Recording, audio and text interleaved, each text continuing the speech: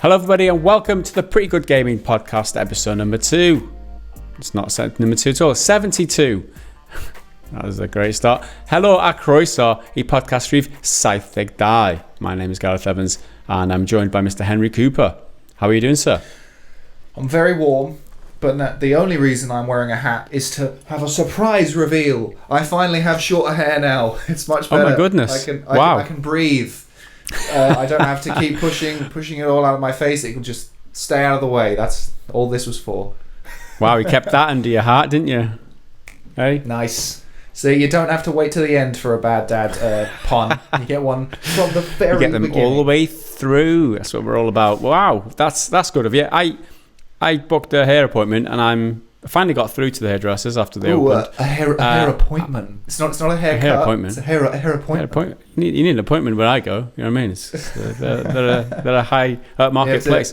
Speak through a secretary, not some teenager called Chelsea or Stacy or anything like that. Oh yeah. I don't deal with no Stacys where I go. I've got to wait 2 weeks still. It's not barbers. You can't just walk in. You know what I mean? He's not one of these places where the riffraff come in.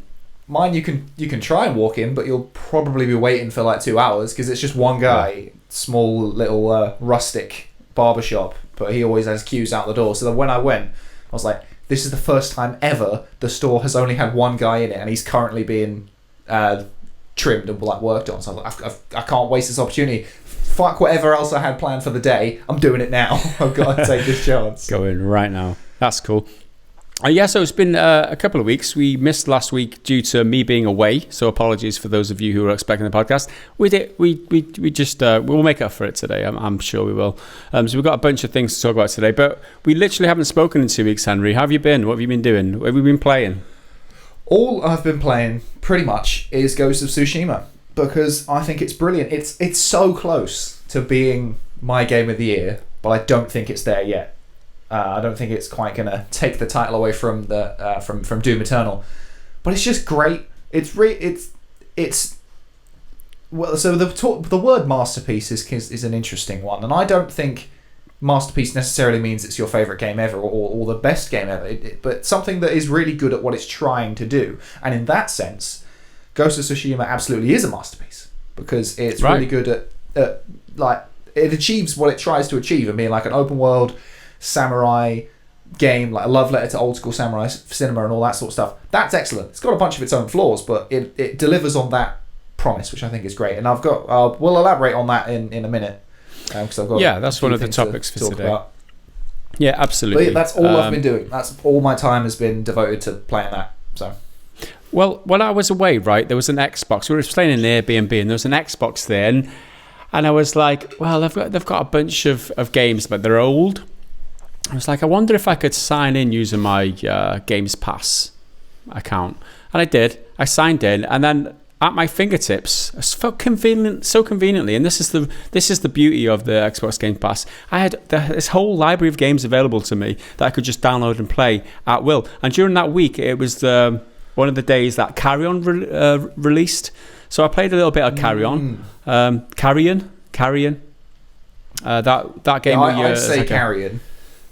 Carrion. Not keep calm and carrion. Yeah, whatever it's called. It's like this 2D. You're a monster simulator, and you're a blob monster, and you've got to kill all these humans and escape this place. Did you play any of that?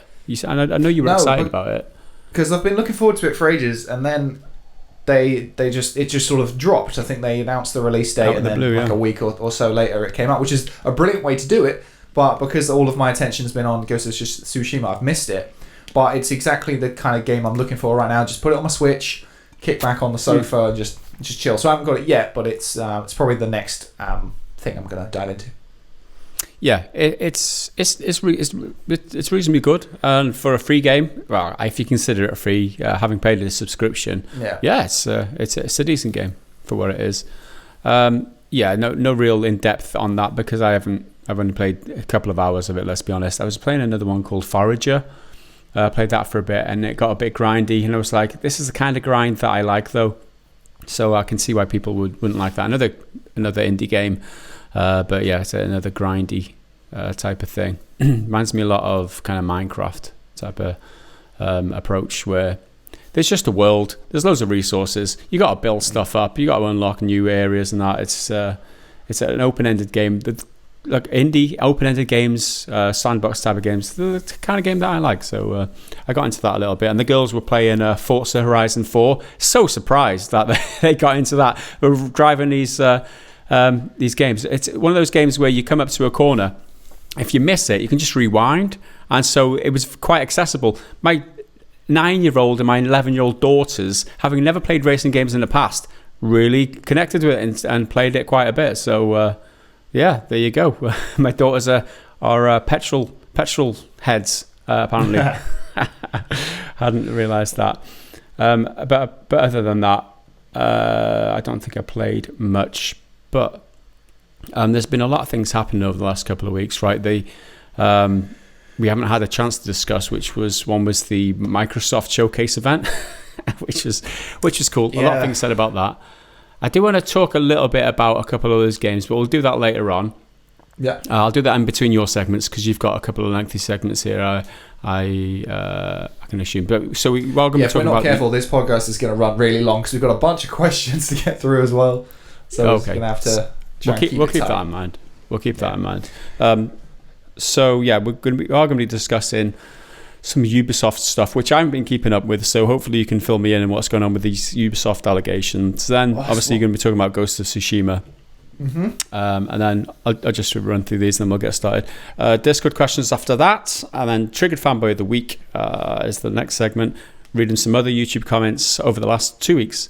After that, and then the bad dad joke to round the show off. But let's jump straight in because we will be running long by the sounds of it. Ubisoft's allegations. What's been going on? There's been a lot of things in the news. I've not been really keeping up with it. I know one of the big wigs has been fired or something. But what are the allegations? There's a whole load of shit. Fill us in. So the games industry has been having its own little kind of new wave of Me Too type stuff. Different developers and some journalists have been accused of sexual harassment and just being an asshole generally. So that's kind of pervaded the industry over the past few weeks, but Ubisoft's taken a lot of heat from it. And all of this is allegations, so I'm not saying anyone definitely did or definitely didn't, so don't come after me with any sort of bullshit, but it's up to you whether you believe whether they did or did not do any of these things.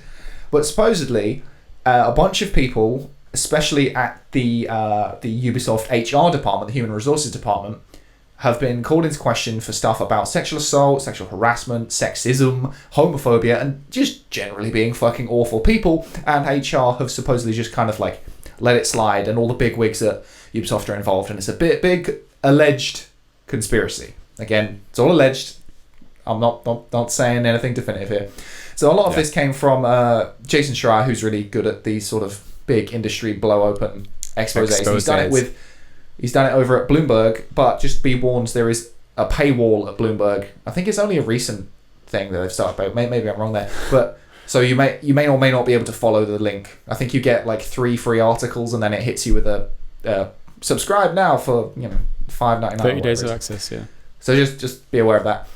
So more than a dozen employees have made various accusations and have come to Jason Schreier to explain how their accusations didn't get them anywhere when they first made them to HR, but now in the age of social media they're getting a bit more traction, and from at least their point of view a certain sense of justice.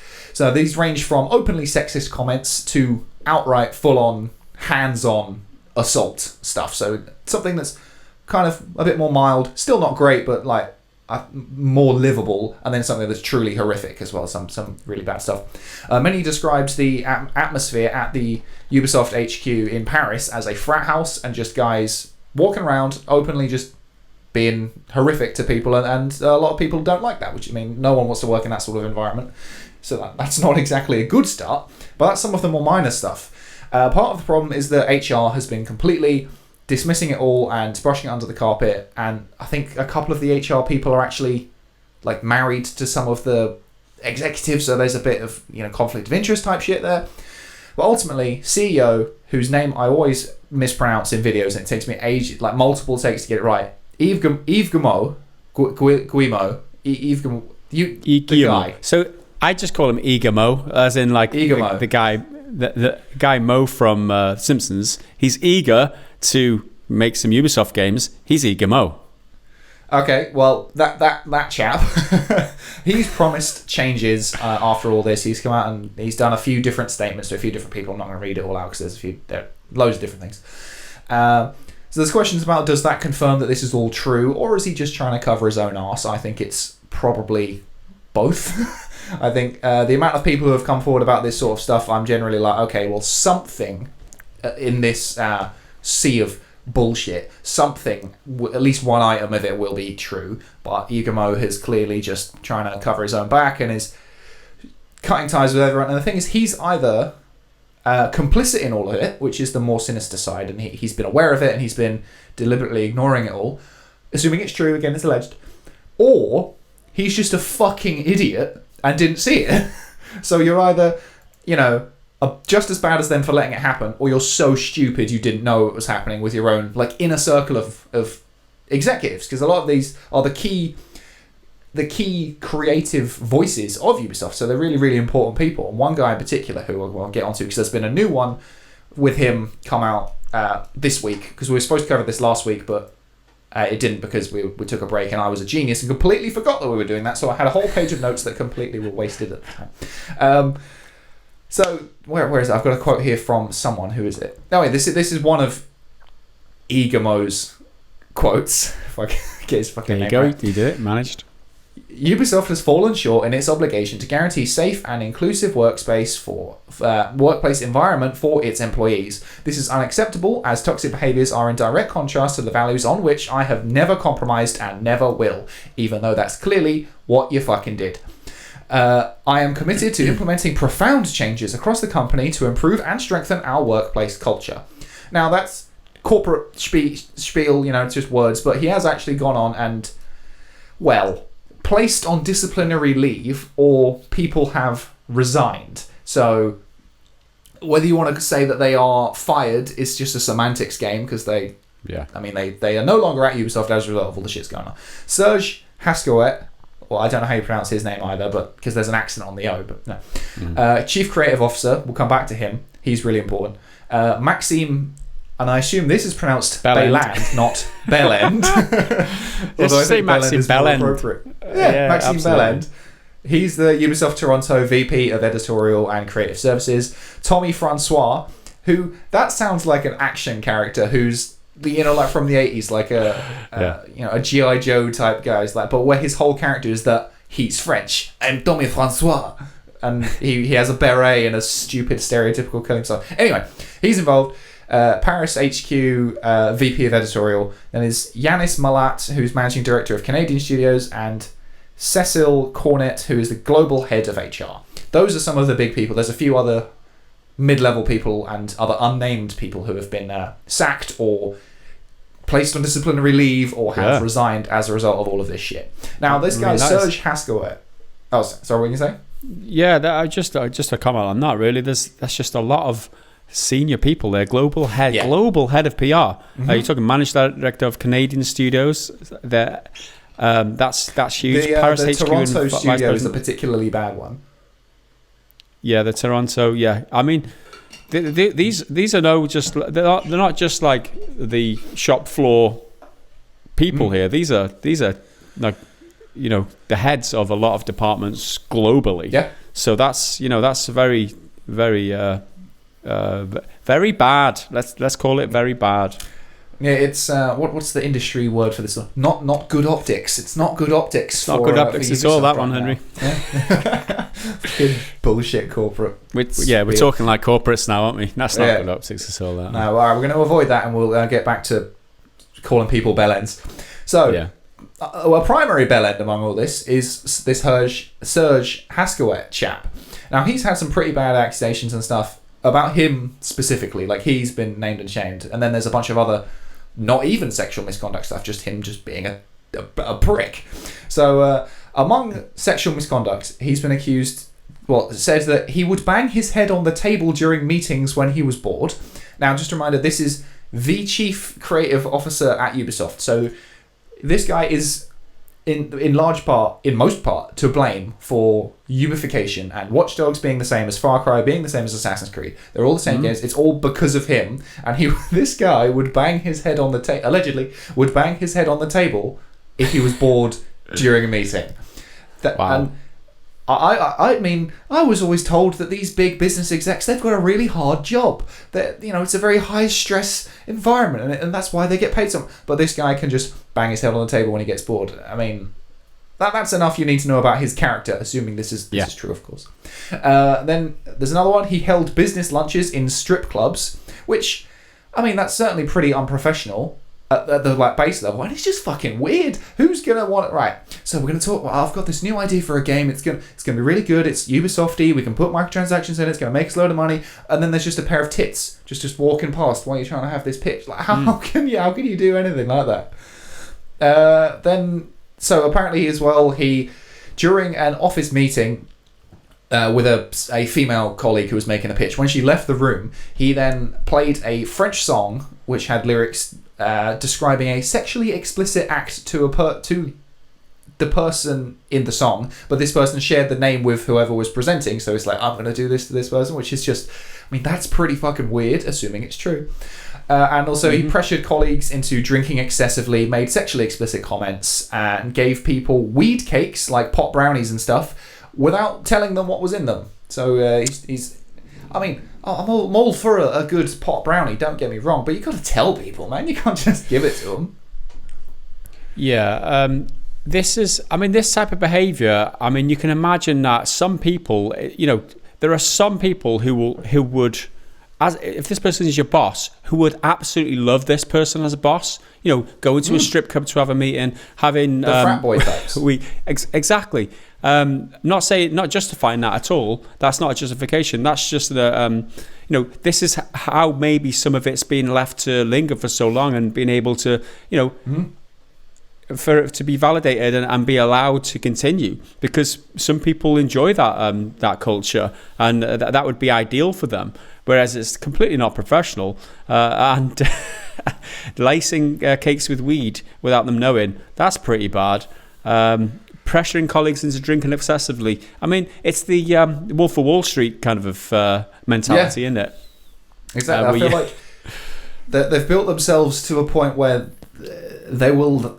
that atmosphere is allowed to thrive. As you say, certain people just dig it, and like your Wall Street stockbrokers who just think that's the way to do business. But obviously, a lot of people, what did I say? Half a dozen, over a dozen, I think it was, over a dozen people aren't happy with that sort of shit. Yeah, and are calling it out. Also, apparently, this one I thought was quite horrific. During a trailer for The Force Awakens, which I think they were just shown in like a meeting, because it was obviously a few years ago, the first trailer for the movie when it came out. People on Haskowit's team collectively said, this is a quote from a former developer or something. Look, it's a monkey. Now that's a quote when John Boyega's character appears on screen, and he's the black stormtrooper, and he pops up suddenly in the trailer, and it like that's kind of how it kicks off. Which is, I mean, that's pretty fucking horrific if it's true, obviously, and I feel like that's kind of a hard thing to just make up. But I mean, this guy, absolutely.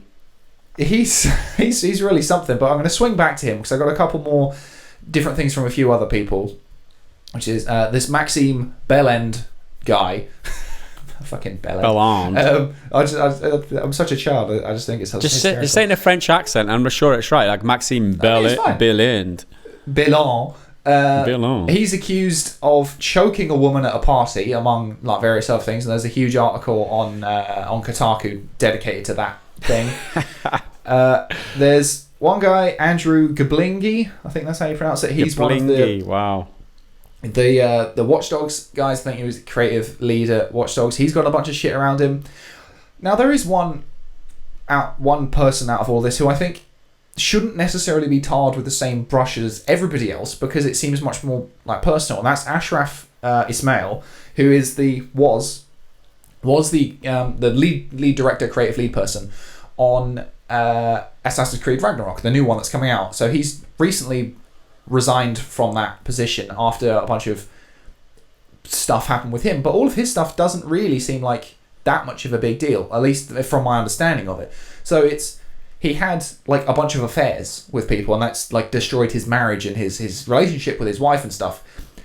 But maybe I don't have all the information here, so feel free to correct me if I'm wrong. But my understanding is that these were, consenting adults who weren't part of Ubisoft. I mean, again, this is I'm not 100% on that, but I'm pretty sure that they weren't like employees or anything. They were just other people who were of age, and there's an age difference. Like, he's a bit older than him, but like, people date people older than them all the time. Like, that's not a deal. I don't know. I just feel like he's kind of being brought into all this because it's sexual impropriety and adultery and all that shit. But it's nowhere near as bad as what some of these other people are doing. It's his business. It's his personal life. Like, I don't know. Exactly. I mean, that's the point.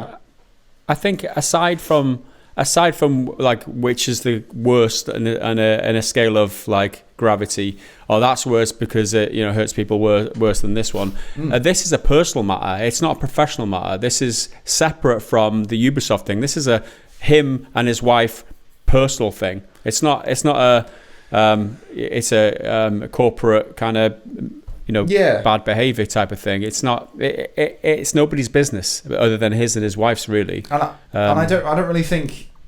I'm assuming my understanding of it is correct. I don't really think it's right that he like left his job or was like pushed out of it because of his own personal life. Although maybe he wasn't pushed out and maybe he did, because his line on it, like his story, is that I'm leaving so that I can focus on my loved ones and rebuild the relationships and shit, which is, again, it's like a PR type response, so there could be more to it. But maybe that is just it. Maybe he is just like, all right, I'm going to step away from this project and I'm going to focus on my life for a bit. So I don't know. There you go.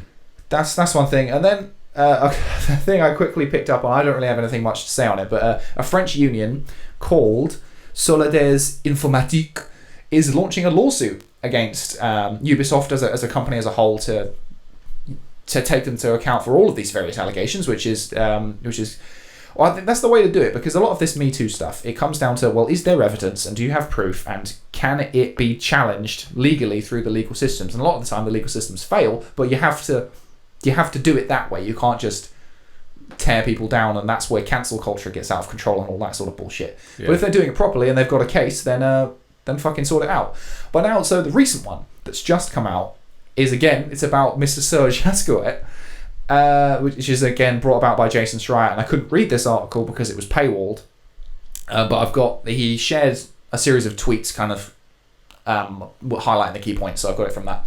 So apparently there was a King Arthur game in development at Ubisoft, in early development, with Mike Laidlaw, who you might know as the creator of Dragon Age, a very popular, large-scale BioWare RPG, like very popular and successful. So having him on the Ubisoft team to do a King Arthur game, that sounds pretty cool. It's meant to be a co-op RPG heavily inspired by Monster Hunter World, in the sense of like a online world where you can drop in and join your other players' adventures type thing.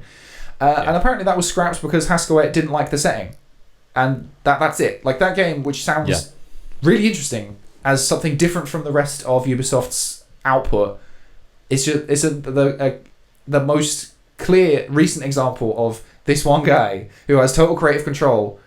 I guarantee he banged his head on the table during the pitch, was like, no, we don't like it, nah. And then he went and cancelled it. Yeah. And this is the same guy who I did a video on, must have been 2 weeks now, who says that female leads in video games don't sell. And it's like, well, no. Female leads in video games, it's not a matter of them selling. People like good leads. They don't care if they're a good male lead or a good female lead. They care if they're a good lead. If they're written well, it doesn't matter. And they're who sell well. I think Ubisoft might be much better off with this guy gone. It sounds like to me. Obviously, they'll be looking for somebody else to fulfill the role. And there was talk of, during the whole Breakpoint Fallout thing, where Igamo was like, "Oh, we're restructuring. We're having more than one person deciding all the games now." I think this guy might have been the one, the chief creative officer might have been the one who he was referring to at that point. Yeah, during that Igamo dissolved some of his central power to be him and a few other people. Yeah. And so with him out of the picture entirely now, then maybe the people who were answering to him don't have to anymore, and then they'll have more creative freedom. So we might not see as generic games in future as a byproduct of this whole situation, which we'll have to wait and see, because it is Ubisoft, and you never know with those. But I mean, what is there to say? This is all a bunch of bullshit which should never have happened, and they should never allow to happen. That's it, really. Nobody should ever be made to work under those conditions, and have the frat boy Wolf of Wall Street mentality. I think it's disgusting, and good riddance to them. Yeah, allegedly, of course. If this is all true, obviously. Which, I mean, the amount of stuff here, as I said, at least a percentage of it is true, surely, and the amount of separate people coming out and saying kind of the same thing, telling the same story. I don't know. It sounds. It rings true to me, at least how I would perceive a enormous corporation to operate. But that's kind of all I've got on the Ubisoft situation. It's kind of evolving, and I didn't want to cover it in a daily triple segment because, as I'm sure you're aware, there's quite a lot here, and that's just the Ubisoft part. Whereas there's a bunch of other stuff, like Chris Avallone was booted from his work on Vampire the Masquerade 2 and Dying Light 2 because of a bunch of stuff that he's had going. Some of the execs, or former head honchos, I don't think they're there anymore, over at IGN, were outed as being total fucking pricks. Right. And so Insomniac have had a bunch of stuff thrown at them, saying that it was a sexist workplace and that they like female developers and creators weren't allowed to thrive and were always passed up for promotions and shit. So there's loads of stuff going on at the moment. Oh, and then there's the whole fighting game community thing, which is a whole other can of worms, especially in the Smash Bros community, which I have I'm a big Smash Bros fan, but I have my tiptoes in that sort of world, because I don't really care about competitive play or anything like that. I just want to smash people up in with my friends. So I'm kind of on the periphery of that. Watching all that go off, I'm like, fucking hell, man, what is happening? What's going on in gaming these? Well, I say these days, but evidently, assuming it's true, it's been going on for quite a while. Yeah, well, there we have it. We'll leave it at that for now because, like I said, there's just so much to it. Otherwise, we won't get through the end of this podcast. So the thing I wanted to discuss was, I think we haven't got a chance to talk about with anybody really, is the Microsoft Showcase. Now, I watched this and I was like, oh, that's a decent game. They're doing State of Decay 3. I'm actually quite, I'm a fan of State of Decay series. I played both of them extensively. State of Decay 3, I'm definitely down for that. And then I saw there was a DLC for The Outer Worlds. I was like, I mean, that's pretty cool. And then I saw Avowed, and I was like, surely they're not doing a Skyrim. Obsidian are doing a Skyrim. They're doing a Skyrim. They've already done a Starfield, so they're taking that kind of that expectation away from Bethesda. They're doing a Skyrim now too, and I was like, oh my god, that I'm going to play the fuck out of that. If you pardon my French, it's something I'm really interested in. And then I saw Fable 4 was announced, and I thought a lot of people are waiting for a Fable game. I was like, this is actually a really decent showcase. A lot of things coming out of the blue here, as well as all the other minor ones, I call it, but you'd expect a next gen Forza game, which my daughter's obviously very, very excited for that because they are petrol heads now. And so I was like, I was pleasantly surprised by the showcase, and then the reception by everyone else was like, oh, it was another showcase where they didn't show any gameplay and not exciting games, and I'm like, hang on a minute, did I watch a different thing? So I don't know. I just, there was a disconnect with me between what I was hearing online and my own reception. Because, like I said, State of Decay definitely, it's a must play for me. I've played both of them, and I really like both of them. And then that Avowed, it just looks, having an Obsidian made Skyrim game just sounds amazing. All right, it's not in the Skyrim world. It's made in the Baldur's Gate. Is it Baldur's? Pillars. I'm confused. Pillars of Eternity. In the Pillars world. But it's got that Skyrim feel to it. You've got spells which you draw with your hand. You've got like a sword which has got hieroglyphics or whatever, just lighting up. It looks pretty cool. So I was doing some research to do with Avowed, because I just wanted to know more. So I've learned some rumors. You played Skyrim, right? Yeah, of course it is. Who hasn't played Skyrim? Really? Everyone's played Skyrim. Everyone wants a Skyrim, right? Everyone wants an Elder Scrolls game. But this looks so familiar. I actually, first of all, I thought it was Lord of the Rings game by the looks of it. You know that trailer as it started off, like someone's firing an arrow and it was like flying through the clouds, and I was like, it looks very Middle Earthy this, but no. Lo and behold, it turned out to be Skyrim 2. I'm going to call it.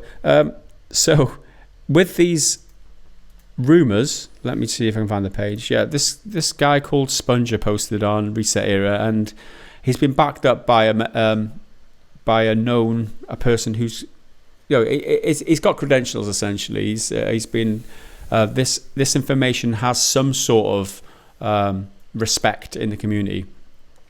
So I'll just read out what the information he's been sharing about it. I don't know if you've seen this before, but I did get new information about Avowed, he said. Avowed. So it's a fully open world, much larger than Skyrim, very differently larger. More proper world would be denser and more contrasted at the same time. So yeah, we expect that. Primarily set in the Living Lands region of Eora. So that's in world. Big focus on the world reactivity, lighting, and next-gen AI systems and physics. Sounds nice. Real-time weather system, which is cool. Very advanced character creation tool. Didn't get more info. Mod support, which is cool. Very large number of factions, but very different approach than with Skyrim. You'll be able to have a companion, different than the Outer Worlds. Obviously, Outer Worlds is a reference point since it's the same studio making that game. Story set, fight against incoming threat of tyranny, independent from previous stories. Game has bosses planned, and some of them are very, very large, so big bosses. Sounds cool. Gods will have a special say in the game. Now, that's interesting. Having God, because with Skyrim, you've got these dragons are basically the gods, right? You learn dragon shouts and you get special abilities. Like with the prospect of having different gods, getting different abilities, following a certain god in one direction, getting more abilities from them. That sounds pretty interesting. I'm not too familiar with the lore of Pillars, but I've played somewhat of both of them, but I'm not too familiar with the lore. Great focus on iconic landmarks, statues and buildings. 2 large cities planned with many smaller ones, with a strong focus on contrasting wild areas, rivers, mountains and desolated areas. Yes, you'll be able to swim. Fully respecting PoE creatures lore with new additions. Dynamic presentation of dialogue. Cool. For now, ideas to keep you can kill everyone in the game option. So again, another prospect, a bit like Skyrim, where you can kill anyone in the game, and that's the idea. You can pretty much do that in the Outer Worlds. I learned that recently when I replayed it. It was where you can go to what was his name? The guy in the bowler hat in the first area. Just kill him outright. You can't be asked doing the mission. Just kill him. Get done what you need to get done. Walk away. That's pretty cool. Around 100 people are on the project for 2 years. So 100 people have been working on it for 2 years, and a smaller number for 7 months of pre-production. So in total, the game's been worked on for 2 years and 7 months. Now, this is always a key indicator as to when to expect the game. They haven't announced when the game will be launching, but for a new IP, or it's not really a new IP because they've already got the lore, but it's a new game because it's a first-person game set in an already established world. You would expect the time of development to be around 4 years, give or take. So with it being over 2.5 years in the making already, then we're looking at 1.5 or 2 years to 3 years before. It's still a long time essentially.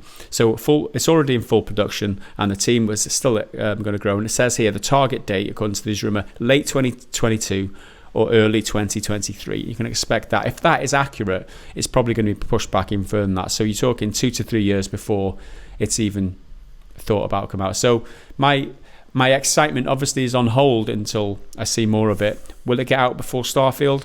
Another question. But still, I mean, it's an indication that these big open world RPGs are still being serviced. If not by Bethesda anymore, then it is Obsidian doing it. And it gets me excited. Obsidian, one of my favourite development studios. I like the sense of humor. Do you see that that game that I've been working on, Overgrown or whatever it is? You know, where you Honey I Shrunk the Kids simulator essentially. Have you seen that one? Oh, Grounded. Grounded, and one of the first lines from the trailer was, "If you're waiting for the game of the year, well, you best wait for Cyberpunk because this isn't it." Yeah, I thought that I just was like that so studio. funny. Yeah, I like the studio. I like the sense of humor. I like the way they approach things. So yeah, I'm a big fan of Obsidian. Really looking forward to Avowed. Yeah, I mean that's definitely one of the ones I am most interested in that was showed at the during the, what do they call it, Xbox Game Showcase, for the exact same reasons. I like Obsidian and I like the Elder Scrolls type Skyrim worlds. So marrying those two together sounds awesome. But I'm very much in the camp of I wasn't thrilled with the showcase as a whole. I thought it lacked anything really of like substance and anything like worth getting excited about. There's a few things where it's worth, oh, I'll keep an eye on that, but not like get excited. Like Avowed, it's keep an eye on it, but like I'm not excited about it, you know? So if I see a trailer down the line or announcement, oh, something new for Avowed is coming up later, I'm like, oh yeah, cool, I'll check it out. But beyond that, Medium looks cool, but the gameplay I saw of that, you had to find like on their own YouTube channel rather than in the showcase itself, and it wasn't like a long thing. It was only like 3 to 5 minutes or something. Yeah. So I don't know. I just feel like it could have been more. Halo is, oh man, it's in such a weird place right now, and Halo is obviously their big thing. They put it first, which if they put Halo at the beginning and Fable at the end, which are two of their biggest IPs. Fable at the end makes more sense because it's coming back, even though I hate trailers like that. I hate them. They're completely pointless, although at least it wasn't as bad as Elder Scrolls 6, which was a complete waste of fucking time. But I've ranted about that in the past. I'm not going to bother doing it again, although it might slip out. But Halo, man, it looks like Halo. It looks like old school Halo. You got a grappling hook, which is new, and I'm like, yeah, that's pretty cool. Grappling hooks make pretty much every game better. I would challenge you to find one that doesn't make better. Someone in the Discord said Animal Crossing. Nope, it will make it better. Grappling hook would make Animal Crossing better. Trust me. But so yeah, it looks like Halo, which is great. But at the same time, this is the sixth. Well, it's not technically numbered, but it's the sixth Master Chief led Halo game. So it's Halo 6, and the first one came out in like 2001, and it really doesn't actually look very different. So I like Halo 1, but if I want to play Halo 1, I can play Halo 1. And graphically, I mean, it's still in development, so I'm like consciously trying not to be too harsh on it. It's still in development.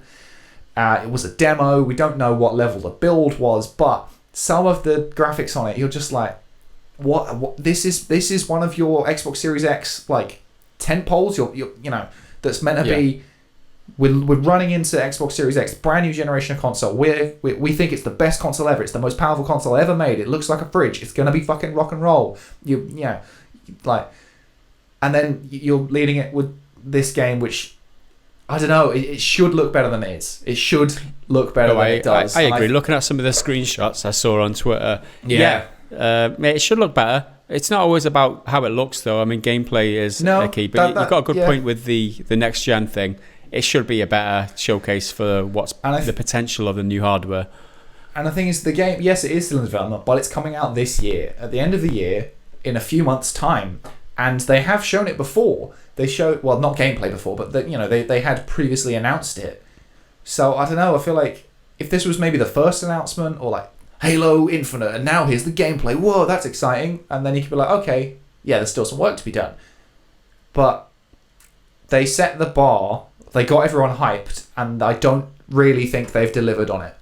I mean, I'm still interested. I love Halo. Halo's great, but I don't know. I wanted to be impressed. I wanted to love it, but I didn't. So maybe that's probably my own fault. Like I kind of set my expectations too high. I can't let myself buy into it. Oh yeah, Halo's coming back. Halo's coming back, and I felt a little bit let down. Yeah, I mean, I'm totally impartial when it comes to Halo. I'm not invested in the series, and from my perspective, it's like I'll just wait and see when it comes out, what people think of it, and maybe I'll pick it up, maybe I won't. I've got no connection with it. What really kind of sold me on the showcase is that there was 2 games there, Avowed and if Avowed turns out to be what I think it's going to be, and State of Decay 3, that are day oneers for me. I would buy them day one. If obviously there's a lot of assumptions based on what Avowed is going to be. If it's a Skyrim, that's my assumption. If it's another Skyrim, basically what Obsidian did with the Outer Worlds, trying to make a new Fallout world.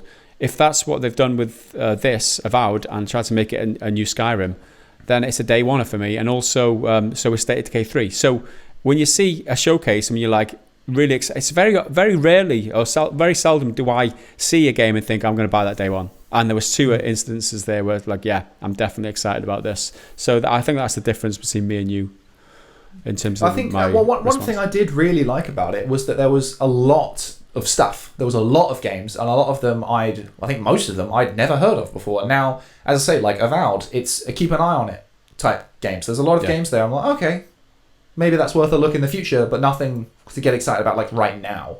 So yeah.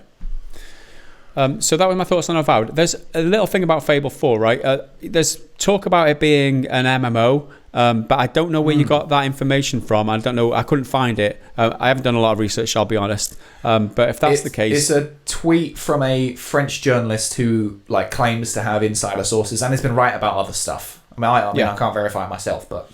define MMO. Like, I mean, it's a very... it's a very undescriptive word these days. A lot of games could be described as MMOs. Is there a single player component? Does that exclude that possibility? We don't know. I saw a trailer today of the new Marvel Avengers thing. I don't know if you saw that, the gameplay one about the beta. Because can that be described as an MMO? There's a huge that's exactly what single I was player. say. Yeah, you know, because there's compare that so to many like World of Warcraft and Marvel's Avengers. They're both multiplayer online games, and massively in terms of raw numbers, World of Warcraft, more people sharing that instance, but Avengers, loads of people and like playing with multiple people in the same space, that's still like a key part of it, like a massive focus. So yeah, they're kind of but separate to that, there's a huge single player campaign. You can play it all on single player. You know, it's all it's so many different like genres and that kind of mashed into one. It's just one overall thing. Is it an MMO though? It's not what I would traditionally think of as an MMO game. But I mean, does that mean that Fable is going to be multiplayer only? It doesn't mean that, does it? But anyway, I've got some more rumors. For leaked. So this is from an unverified source, allegedly providing a brief overview of Fable 4 setting and structure, as reported by VGC, when they kind of tried to in August 2019. This was, I think, and so there's a list of. It was shared to Reddit, but there's a list of things. It'll feature first and third person perspectives. Sounds good. First person is always a worthy addition in my experience. Guns are gone. It's possible to ignore the main quest if you want, so it's just like a sprawling open world. Players can build towns, which is kind of reminiscent of the third. I didn't play it a lot, but I'm sure you build up a town in that one, right? I think so, or at least something like that. You make decisions, I think, because you fill up your coffers and the treasury full of gold, and then there's some decisions you have to make, and I think that influences the town. But from what I remember, it's not like base building. Yeah. Next up, there will be a multiplayer component again. So does that mean it's an MMO? Don't know. This implies that it is single player with a multiplayer add-on, or there's a part of it can be played multiplayer, whether it's instances where you drop in and drop out with your friends, a la Ubisoft type of thing. Does that make all Ubisoft games MMOs? I don't know. I'm not here to define terminology. The next bullet point is it's built in the Unreal Engine, and time travel and interplanetary travel will feature, which, if it's true, sounds pretty exciting. Are you a fan of Fable?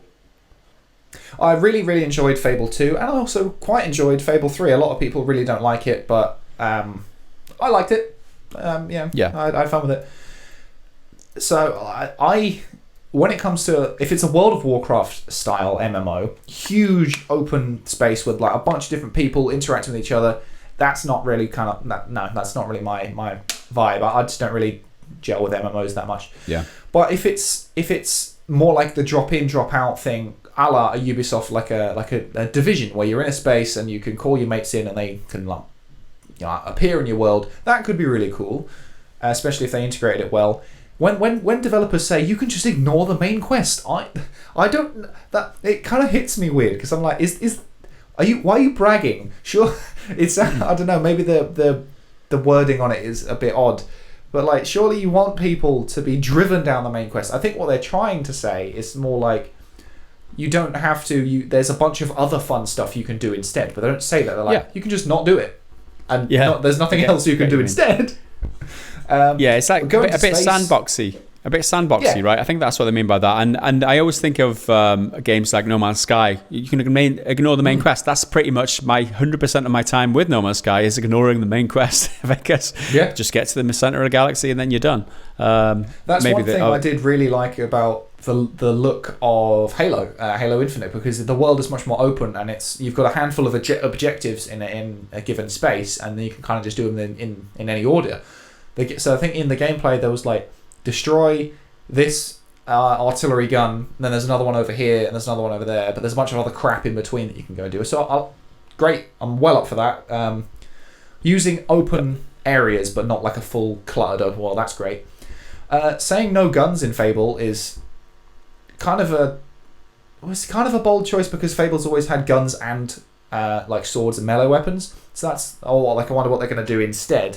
But then if going to space, I mean, going to space is always great fun. Like, sci-fi is awesome, and I think Fable is one of the like fantasy RPG worlds that I think it could totally work, because technology is in a weird space in the Fable world. It's not like so I think if you went to space in something like Skyrim or an Elder Scrolls world where it's very Middle Ages and medieval, it would kind of feel weird. But Fable's built itself in a much more fantastical fairy tale like world where like anything can happen. So let's go to fucking space and other planets. That sounds awesome.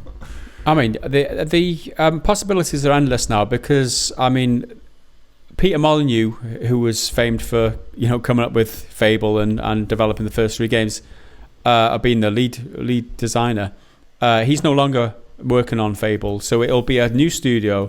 Because Lionhead, who developed Fable 3, are Playground gone. are doing it now, aren't they? The Forza guys. Yeah, so new studio, new creative head. It's going to be a new direction for Fable. This is like a rebirth, and that's why I think they've called it Fable and not Fable 4. They've just kind of, this is a new era in Fable, and I'm down for it, because I always found Fable 3 a little bit too juvenile. Let's say I was too mature for the game. And I hope that Fable, the next new Fable, makes it, I don't know, just appeals a little bit more to me now as a gamer approaching 40 years old.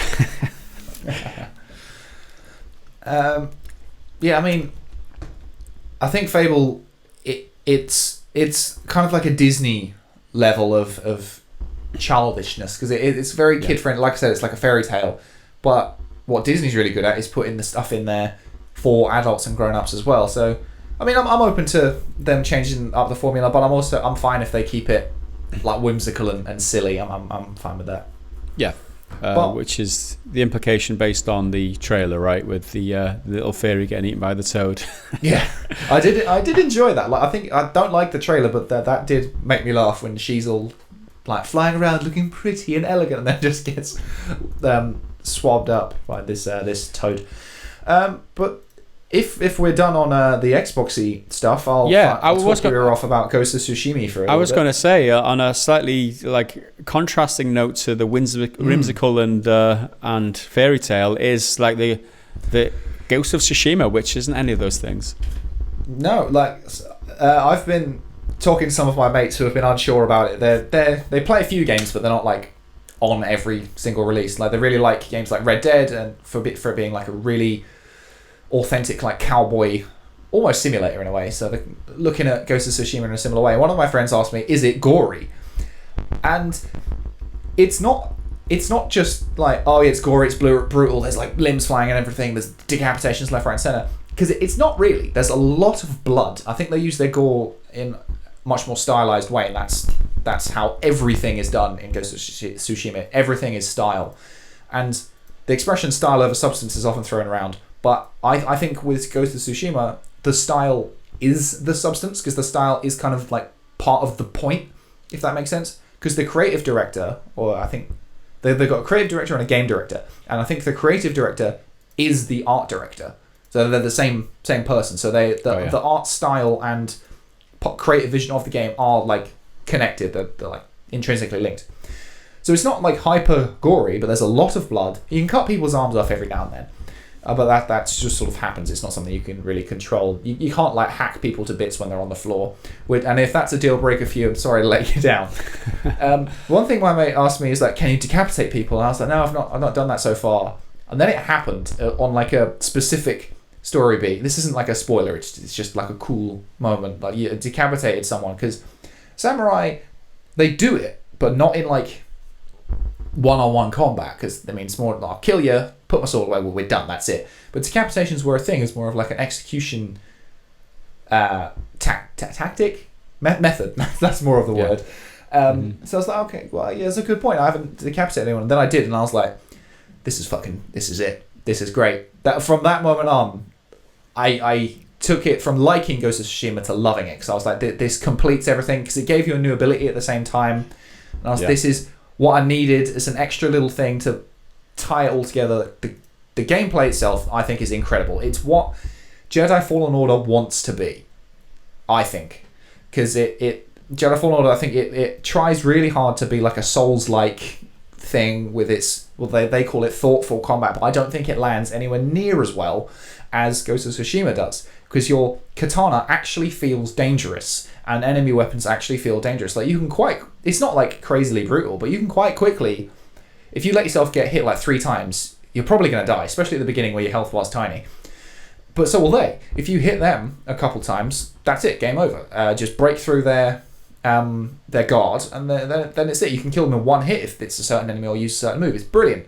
And you feel dangerous. Whereas in Jedi Fallen Order, your lightsaber, it didn't do any damage. And like you'd hit them and they'd react, but I don't know, there was a bit of a disconnect in how it felt to how it should feel based on what you see in the films and stuff. I mean, it's a fucking beam of energy. It should cut things to shit. But Disney said, no, you're not allowed to chop people up. Which is, I mean, you can complain about woke Star Wars these days and forced diversity, which I've complained about in like Last Jedi and shit. Get rid of that. The worst thing Disney has done to Star Wars is take away me chopping off limbs in Jedi Fallen Order. You need those limbs. Chopping. I mean, you've ruined the lightsaber. It means nothing anymore. But it's Jin's sword feels super dangerous, but also you've got a smattering of other weapons at your disposal. Your main like samurai weapons are your sword, and you've got a short dagger, which I think is called a tanto, but I might be getting that wrong. Can't really remember. And that you like assassinate people with, which is it's really violent but really clean as well. Like you sneak up behind someone and you just stab them like straight in the head or the neck or the whatever, and then pull it out, and that's it. Just clean. But it's really like it's very satisfying. The stealth on the whole, it could be better, and for a game that's so like half and half built around its half stealth, half like outright combat, it could be a lot better. And I think a lot of the enemy AI is really stupid. Like you can drop down on someone, kill them in front of them, and they're having the little look around detection meters like filling up, like just come on, kill me. So that could do with a decent amount of development, I'd say, but it's a first IP, it's a new IP, and I think all of these sort of problems I can totally overlook and be like, it's your first IP, you get it right the next time, because they got it so right so far, and it's not perfect, but there's little areas they can work on, like visually in like raw graphical fidelity. It lacks in some areas, like some of the facial animations aren't right, and kind of look a bit janky, especially because you can't, if you play the game in Japanese, they still have English lip syncing, which really annoyed me. So I was like, right, I wanted to play in Japanese, more authentic to the experience. But I was like, well, if they're not matched to Japanese and I'm reading subtitles, that's just not gonna. It's not gonna work for me. I might do it on a second run, especially if they add a New Game Plus, which I really hope they do.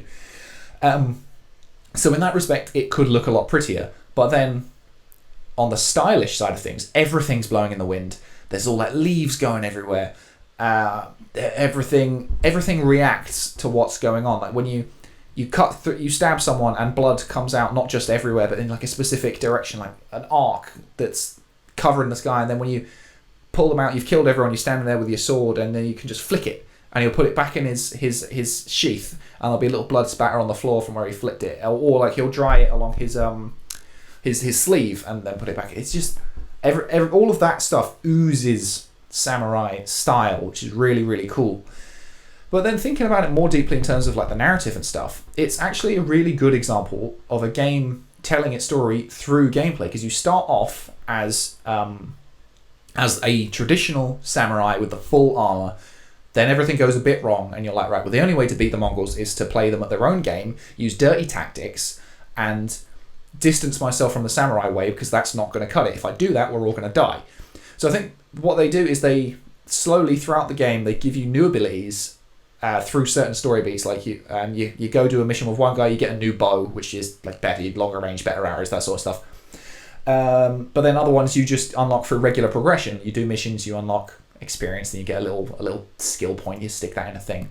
But I think that lends itself really, really well to Jin, your main character, Jin's journey. As like, it starts off as a samurai, your basic abilities, sword, chop people up, that's it, that's all you need. And you can get through it just by doing that. I mean, there's certain missions which force you into stealth, and they're like, you fail if you don't stealth it, which, I mean, that everyone hates that, that's bad, that's part of what I mean. Stealth needs to be developed more for a sequel.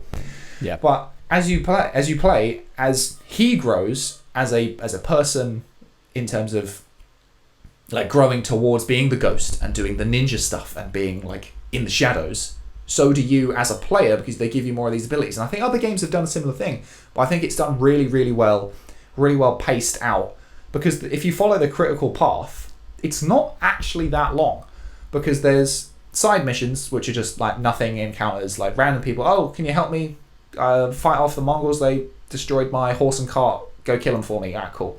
Then there's like character missions, which are for certain characters you meet on your journey, who are really great. They're all super serious. The tone is very like Shakespearean. Everything's a monologue. You can imagine people speaking into skulls, looking profoundly into the distance, all that sort of shit, and I love it. I was totally there for it. Mm-hmm. And then there's the main missions, which are like in gold. And a lot of the time, there'll be a gold mission like on the other side of the map. It's like, I'm not going to do that. I'm going to go do all these other ones. And you like snake all the way up, and you get there, and then everyone's there to help with your mission in fighting the Mongols, but they've also got their own stuff going on. Like, my favourite character is a character called Lady Masako. She's like the last member of her family. Everyone's dead, and you want to find out what happens to her family. And I haven't finished her story yet, so I don't know where it goes. But that just feels like a kind of a better version in this one side quest with this one character of a revenge story than what The Last of Us 2 did with a revenge story. I mean, The Last of Us 2, it tries to do things differently with Abby's character and all that, but this one with it, all of the themes of like, do I need to kill them? What will I sacrifice to kill them? What will I have left when I come away from all this? All of that kind of stuff is in this one side mission, and done arguably better, because Lady Masako is a total fucking badass, but she's really cool. I mean, Ellie is too, but she's a side character, that's what I mean. So, I don't know. The story itself, it's simple in its like plot. Like, Jin is gonna kill the Mongols, and that's your goal throughout. But then there's the little character interactions, and I saw a few reviewers criticizing the writing, and I think it's a misplaced criticism. I don't think the writing's bad at all. I think it's just very, very self-serious. And if you want a bit of, there's not really any jokes. There's not really any humor. There's one character called Genji who's kind of like a drunken fool. He like is a bit of an idiot. But everything, if you can get with the program and get with its serious tone, which I totally did. I was completely on board with how everything is the end of the samurai, and everything comes down to honor. Everything, that theme of honor and how far will you go to do what's necessary, it underpins everything. I think it's really clean by making it so simple. Like, every side mission relates to what Jin is doing at that time, with how far do I go? Is this right? And he's constantly got this inner turmoil, and it's not a very like over the top performance. It's very quiet and subdued and simple, and I like that. And I think calling it weak writing is perhaps a disservice to how simple it is. And this is kind of what I mean about it being a masterpiece in that way. It gets what it wants to do really fucking well, in my opinion anyway. And one of my biggest gripes, though, is the like animation and kind of dialogue sequences, because there are some where you've got like big good close-ups, like Jin is talking to his uncle Lord Shimura, who's a dedicated samurai. He's like by the book samurai guy. You'll have your conversation, and then it'll cut to this like wide angle, and it's just them standing there statically, almost like Lego men, not doing anything. And it's times like that where I'm like, if you had a few more months in the oven to just kind of work a little bit more on that, those sort of things, you could really elevate it from like an 8 to a 9 out of 10. Because I think that's something where games like The Last of Us, whether you like the game or not, or Red Dead Redemption 2, they've got that cinematic animation so good. And for a game like Ghost of Tsushima, which is so cinematic in its style, wind blowing, all that shit, when it goes cardboard, it really stands out, and I think that's such a shame. But even then, it's not a big deal. It's just a bit of a graphical like nitpick, and it's something they can totally fix in a sequel. But altogether, I love it. I love Ghost of Tsushima. It's so close to being my game of the year. It's so close. I don't think it's there. That's good. I mean, I've considered it, right? But I've decided against picking it up right now because of there's a lot of things going on for me, and I don't have the time to invest in it. However, I think it might be good in the long run, based on a few things that you've said, and it being so close to the next generation. There's bound to be a remaster for the PlayStation 5, right? There's bound to be they put a package together like they did with the original Last of Us. You know, because it's cross generation. I'll just pick it up when the remaster comes out, and then play it on the better hardware, and maybe some of those issues might have been fixed by then. But it does sound like a game that I definitely will enjoy. I just don't have the I think that's fair. The time. In terms of its open worldiness as well, it's much more on the Red Dead Redemption 2 side of things than it is on the Assassin's Creed Odyssey side of things. If there are two like major binaries of what open worlds are these days, Red Dead integrated side quests with everything is like a proper realized story beat that could be its own episode of a TV show, versus Assassin's Creed Odyssey, which is totally full of bloat, a bunch of shit you just do, and you get a ticked box and a handful of XP. It's closer to the Red Dead side, but it's not all the way over there yet. But at the same time, it's also got a lot of Breath of the Wild about it, where it's just, here's the world, enjoy it, look at it, find stuff. Like there's no waypoints, which they've said before. Everything guides you with the wind, which is, it's so good. It can look a bit naff on video, but the way it feels is much better, because you swipe up on the touchpad. It's one of the only games to fully utilize the touchpad. It does 4 separate things, which is brilliant. So you swipe up, and then a huge gust comes in and pushes everything. So you're literally being pushed in the right direction, and you can pin it to anything. Like, I want to go to this mission, I want to go to this collectible, or whatever. But if you don't do that, everything in the world just kind of gently leans there. So it's almost like you're subconsciously doing it. So there's a few leaves falling down from this tree, and they're gently going up. You're just kind of drawn there, and I think it's a really, really nice way of doing it. But then if you do want to go off the beaten path, and like, there's a campfire over there, let's go check it out. There's with the wind in your face, you back in. Yeah, there's nothing being like, return to the main quest line, or you're gonna fucking end the world. And no Death Star alarm going off or anything like that. I think it's really, this is what I mean, masterpiece at what it tries to do. It does what it tries to do really well.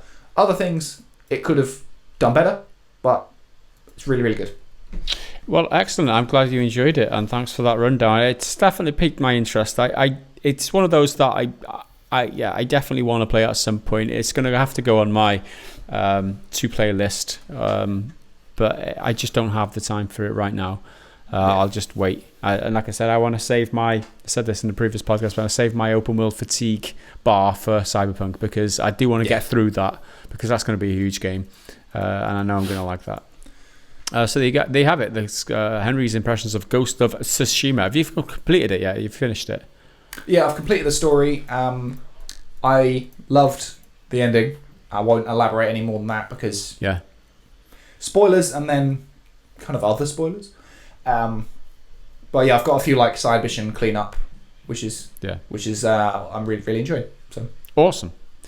So with that then, let's move on to the next segment of the podcast, which is the Discord questions, or the community segment, I like to call it. And every single podcast, we read out everyone who's taken the choice to support us on Patreon and on YouTube, because it is, it's very important to us that people do support our content, because otherwise we won't be able to operate. That's patreon.com/prettygoodgaming if you're interested, or click the join button on the YouTube video down the bottom there.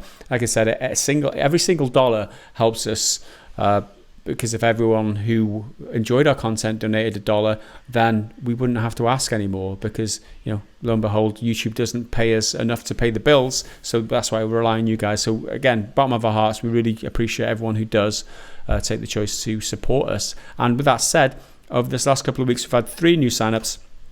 Krigu have done pledged $1 on Patreon. We really appreciate it, dude.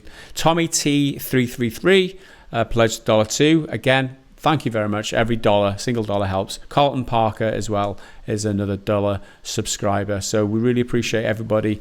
Like I said, patreon.com/prettygoodgaming if you do want to make a difference for us, because it really does make a difference. We appreciate that. And with that said, let's move on to the first community segment, which is Metalshark's weekly quiz, or two weekly in this case. I haven't even seen this yet, and I don't have it on my screen. No, do you know? I've not previewed surprise quiz. It's a surprise quiz this week. I've been totally out of the loop, so let's check this out. Right, let's take a look. As for this week, a quiz for this week for Gaz. So you're the victim this time, thank goodness. I am the victim, and that is the proper word for it. Can you name either the dog or the game the dog comes from? Oh, this is great. Everyone loves dogs. Victory air punch for both. Get 8 out of 10 to beat Henry's score for last week.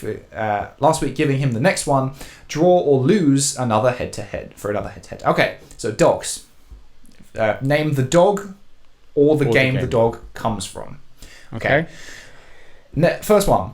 No fan of hats or rats. My brain rots after an eon.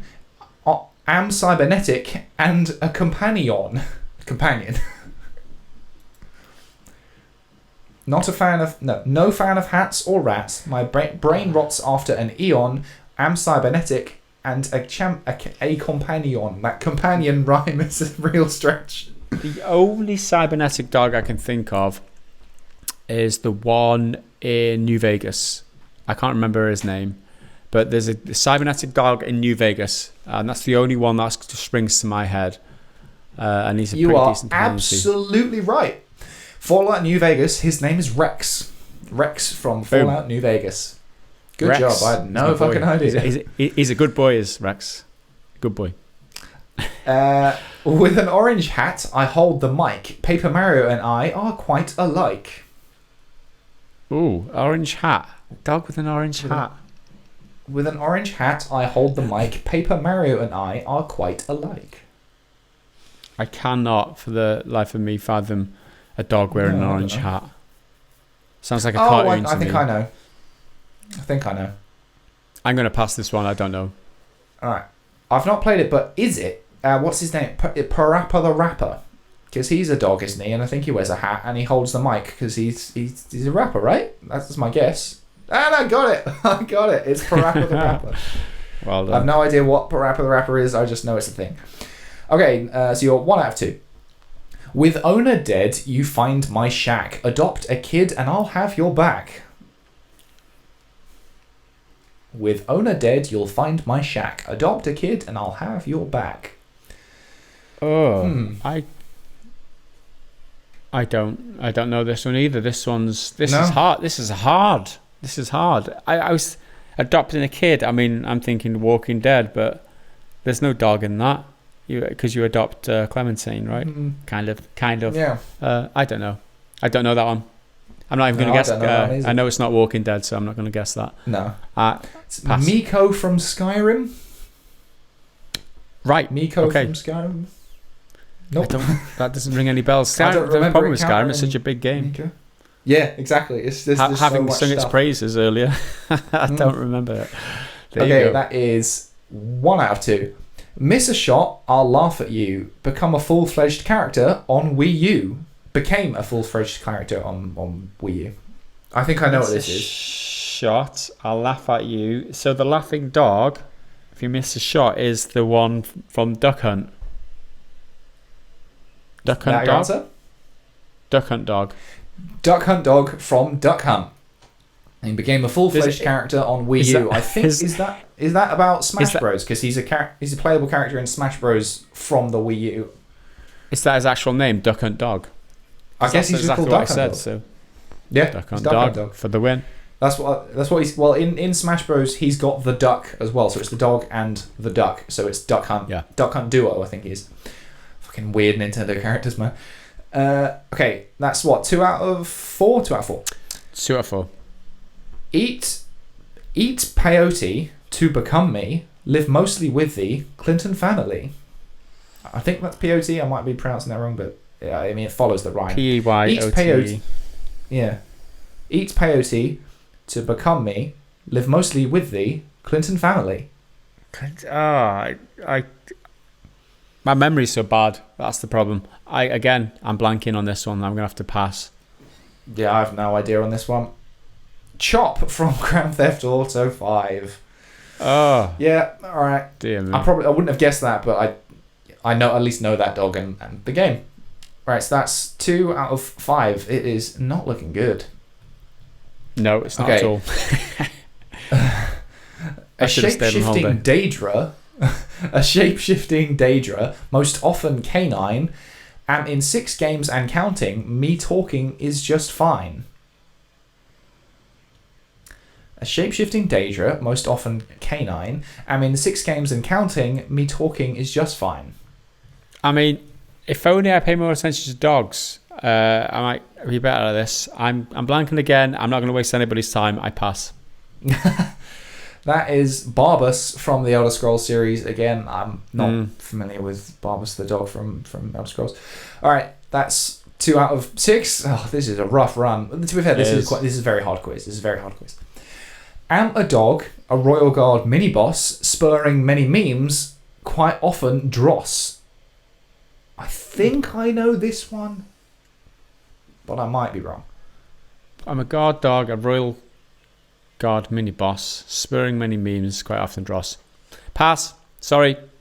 Pass. My guess is it the dog from one of the Dark Souls who has a sword in his mouth? That's my only guess as a guard dog who's the mini-boss. Nope, it is Greater Doggo from Undertale. So not the one I said, but maybe that's an answer. Maybe it's the big old sword with a big old dog with a sword in his mouth. So dog actually called Doggo. That's cool. Yeah, 2 out of 7. Yikes. Yeah. Okay, yeah. Come on.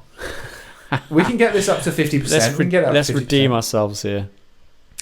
A fan of squeaky toys through petting cured fear. Murdering me was controversial this year. I know. Oh, the Last of Us 2 dog? It has got to be the Last of Us 2 dog. Do you remember that name? I don't need the name, Henry. No, I know. I was just curious. The rules clearly state that I can say the name of the game, so give me the point, damn it. This will be Bear from The Last of Us 2, right? Oh, no, it was Alice from The Last of Us part. Well, you play fetch with Bear as well as Alice, so. Right. There you go. Right, so, right, up 4. To 3. 4 out of 8. 4 out of 8. I've had 3. No? Yeah? 3. Yeah.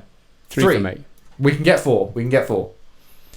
A trained combat dog, surviving raids unscathed, escape the chum bucket, my nose is an aid. A trained combat dog, surviving raids unscathed, escaped the chum bucket, my nose is an aid. No, I don't know this one either. Pass. No. Dinky D from Mad Max. I've not played my Mad Max, so I don't know that one. I have, and I don't know that one. Yeah. Fair enough. I mean, all right, final one. I played we can get many 4 of these games, out, I don't know. 4 out of 10 we can get. With this last one, we get 4 out of 10. Okay. A drug-addled mama knows my name. You'll meet me at Red Rocket, friendly and tame. That is Red Rocket. Yeah, that's Fallout, right? Drug-addled mama knows my name. You'll meet me at Red Rocket. That's from Fallout. I know one dog from Fallout. I think, is it Fallout 3? You've got dog meat. That's your dog? Yeah. Called dog meat, I think. Yeah, dog meat. Right, let's go for it. Dog meat from Fallout 4 apparently is the answer. But, I mean, you got that it was Fallout, so that's a point. Yeah, I'm going to take that point, even though I didn't say which Fallout it was. I just said Fallout, but I'll take it. A 4 out of 10. I mean, it's bad enough. Give me the point, damn it. So, did you just laugh at me? I did. Wait, so wow. Get 8 out of 10 Extra to beat hard me. one for Henry next week, please, Metalshark. No, you lost. So you have to do it again, I think, right? Get 8 out of 10 to beat Henry's score last week, giving him the next one. Draw or lose for another head-to-head. Okay, so we're competing next time. Okay, head-to-head it is. And I'll be looking forward to that one. Thanks for the quiz. Thanks for that shameful display. I was subjected to a very shameful display there, Metalshark. Although we do appreciate the quiz, I will burden the shame for another week, and I live with it because I'm an adult and I can deal with these things. So, but with that said, very much thank you for the effort going to all these quizzes every single week. And next up, we have a question from Dayoth. Now, he says, have you guys thought about bringing in guests for your podcast or setting up interviews? Mainly other YouTubers that cover games. I'd imagine exposure between YouTubers could go a long way to increasing your views and sub counts, even on Patreon supporters. There are plenty of smaller, at least non-massive channels like you guys that only more recently have been getting lots of subs or views and still growing out of infancy like you finally have, and sharing viewers through guest podcasters interviews could go a long way. The age-old YouTube collab, essentially. We could. It's a possibility. We've had guests in the past. We've had podcast guests on in the past. However, the problem is arranging it all, and which is, I don't know. We could do that. It depends. We could do that. What do you think, Henry? I mean, yeah, it's certainly possible. I just don't really know who we would do it with. We could like the channels I think of that are in a similar sort of kind of genre niche kind of thing to us would be the Layman Boys or someone like Yong Ye, but we've been mean to him, so that's probably not so good. But then again, it could be a really interesting conversation. I'm sure there's. But he's huge now. He's over 1 million subs, so he doesn't have to worry about little others. We're way out. He's way out of our league now. He's killing it. He's way above us now. There's probably a bunch of YouTubers that we don't really know of because we're probably way off a lot of people's radar too. That's the problem, right? So I think since working on one, I don't really follow any gaming YouTubers, gaming news YouTubers or anything like that, because I get all. You don't watch the news; you make the news. Exactly, right? Literally. I don't need to look at someone else tell me about it because I'm already looking at things to tell you guys about it. There you go. Yeah, maybe you should suggest make some suggestions as to who we could possibly do a collab with. Or if you are someone who has a YouTube channel and wants to have a collaboration. There you go. Thanks for the question, Dayoff.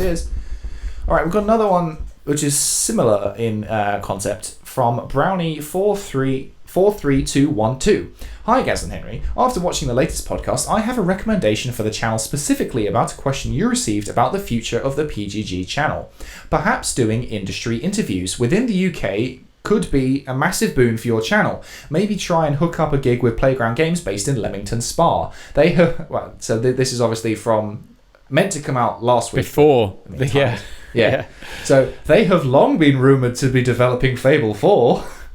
Wow. So we know that's true. They are developing Fable 4. Or Fable full stop, because they fucking... I'm not going to rant about it. Maybe you could do a no-clip style deep dive with them. Tell them you'll sign all the non-disclosures to get some insight. Would be very cool. Good luck in the future. Well, I love the way. Tell them you'll sign all the non-disclosures. It's like, just tell them you do it. You don't apply to them. Just do it. Just sign them.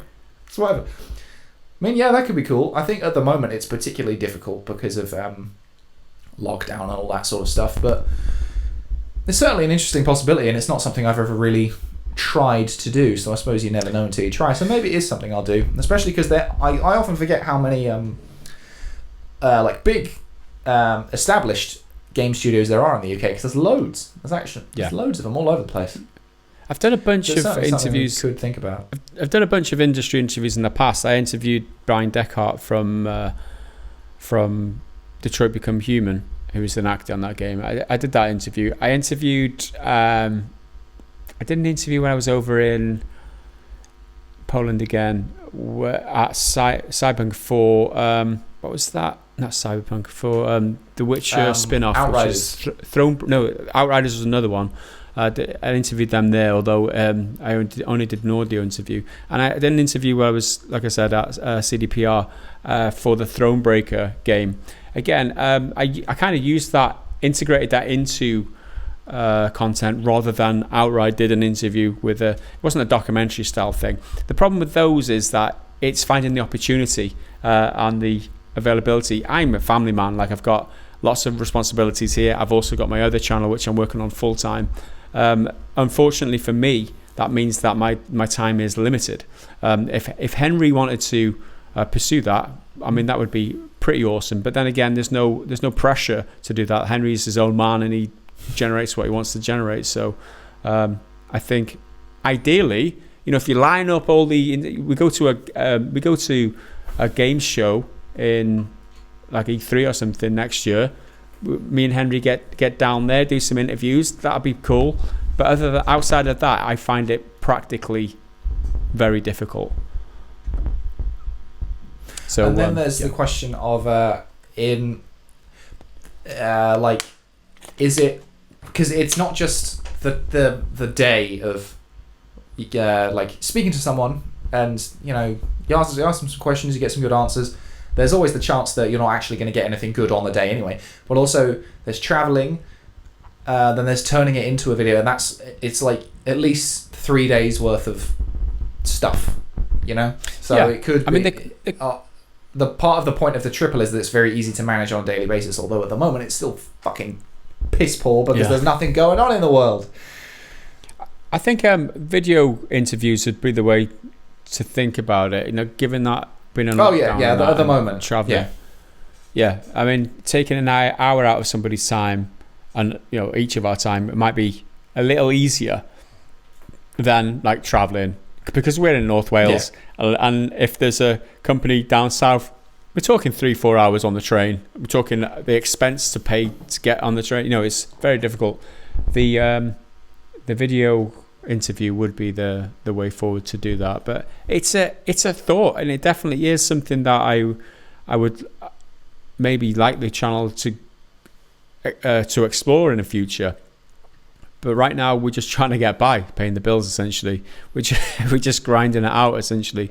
So for the short term, I don't know. We'll just leave a pin in that. Stick a pin in that. We'll circle back to that one, right? We'll circle round. That's what they say in the business meetings. But thanks for the question or suggestion, Brownie. Let's move on to Cloney99. And he says, watching a YouTuber I like very much, he raised an interesting question while reporting on the news about Dr. Disrespect, who has been banned from his job, Twitch, for no reason given. We don't know, and apparently he doesn't know from official sources either. This creates a precedence of a big streamer just losing their livelihood for no apparent reason other than that they are at the mercy of the platform they work off of. Now, the YouTuber I watched said, you are not exactly self-employed since you have one source of income and it's reliant on another company. You aren't an employee though, as you have no standing contract with YouTube or Twitch and they don't pay you a salary. That puts you as YouTubers in the unique position. I equated that to people renting office spaces. Whether you hand make paper clips, write a novel or create art in that rented office, that's space that YouTube and Twitch rent out to you. They don't care. They give you the house rules, but my brain's gone so much. They give you the house rules, and as long as you adhere to them, you can make your own income. But in real life, if you're renting a house or office space, in order to evict you, a landlord has to go through a process and at the very least give you a couple of months to find a new space. So while I think it's important for companies like Twitch and YouTube to retain the right to just remove you from their platform if they are the of the opinion that your content doesn't suit their company line or any other reason if they want you gone, I believe there needs to be more protection for people who rent office spaces from these companies as to protect their ability to support themselves. I am sure as a YouTuber you will flat out agree with the last point. And the question is, what kind of laws do you think would reasonably help you as a YouTuber out? What do you believe needs to change in that regard? And if you'd happened to know, who can I write a long letter to explain the situation and ask for change in legislation? Oh my goodness, that was a lot to get around. But thanks for the question, Cloney. Handle that one. It raises a lot of interesting questions, and this is a grey area. So long as YouTube's been a thing and people have been able to monetize their content on YouTube, we do definitely fall into a grey area in terms of employment law. There's no protection in terms of being an employee, and there's no we're not exactly self-employed. That's the way I'd see it, though. I'd see it as self-employed, a creator, and we're always exposed to their rules, like whatever rules they set. They're basically our overlords, and we have to do what they say because we've got no say in it. It would be great if we had a union, and I think there was talk. I think I saw a video somewhere where some very clever German guys put together a video saying that YouTube was out of line treating people the way that they do, and that they're rallying together to get some sort of union together for YouTubers, and they were demanding that Susan Wojcicki, whatever her name is, the YouTube CEO, meet with them and discuss the terms and stuff. But I'm not sure what came of that. I think that was a video that was posted in the Discord, in fact. But yeah, I don't know how this changes. I'm not an expert on this field. I'm just a subject of this situation, unfortunately. I do like your kind of analogy that it's like renting office space, because it kind of is. It's like renting virtual office space. It's an area that you kind of exist in, that is provided to you by someone else. I think the trick is that you're paying to rent an office or a building to do your thing. Yeah. So that's why a contract has to be in place. Ideally, I mean, in theory, there is a barrier to just being flat out banned, in theory, but evidently it hasn't happened with Dr. Disrespect's case, or at least that's what's publicly known. I mean, I'm of the mind that this could all be a fucking ruse and a big publicity stunt for him. But so like when they ban you, they're supposed to like give you warnings and that sort of shit. And ideally, that's the way it happens, but I don't believe it always does. But the thing is, we're on YouTube's platform for free. Like, we don't pay them anything to exist, so they don't have any legal obligations to like warn us or anything like that. But I mean, they've got the three copy strikes, you're out rule thing, but even that's not perfect, and that's such an easily abused system we've seen happen over and over and over again. So ideally, I would like it so that some sort of law could enforce it, so that they can't just pull the plug on you like that, and then it's like, well, I've got bills to pay, I've got a house to do, I've got gas, electricity, all that sort of stuff, because then the money's not there. But because it's a free thing, I don't know if you could like legally enforce them to do it. And I did have another point, but I think it's got away from me.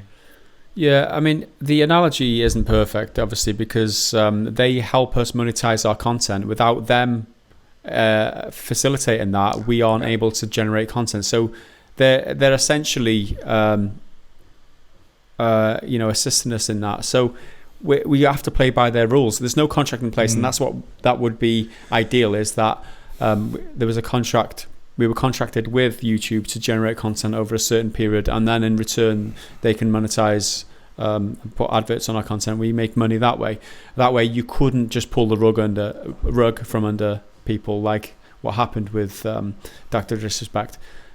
And as far as Dr. Disrespect not knowing why he was banned, I very much doubt that. I'm pretty sure he's been explained why he was banned. He's just not come in public with it. This is what I mean. There's something he's done. There's something fishy going on there. But I think I've just remembered my point. Part of it is that YouTube is such a monopoly. If you're renting office space, if you don't like the rules or the limitations or whatever, you can just be like, all right, I'm gonna thank you for your office. I'll end that contract and we'll go somewhere else.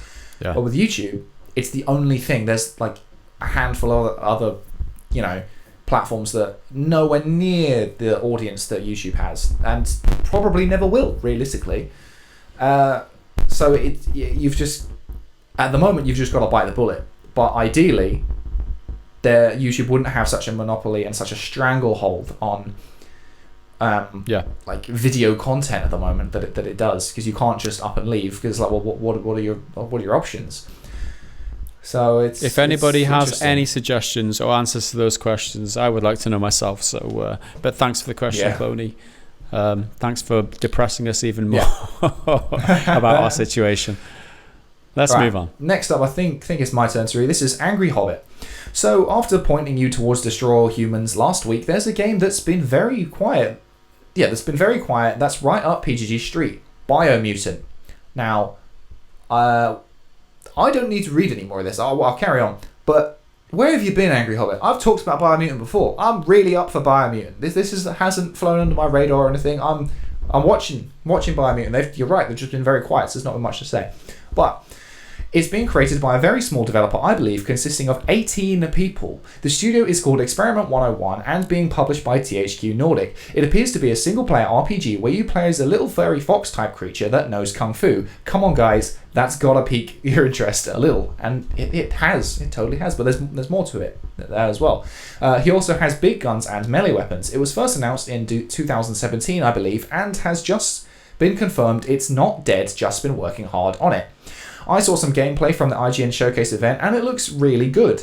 More impressive by such a small dev. I posted a couple of gameplay links in the Discord earlier this week. Did you watch it? What are your impressions of it?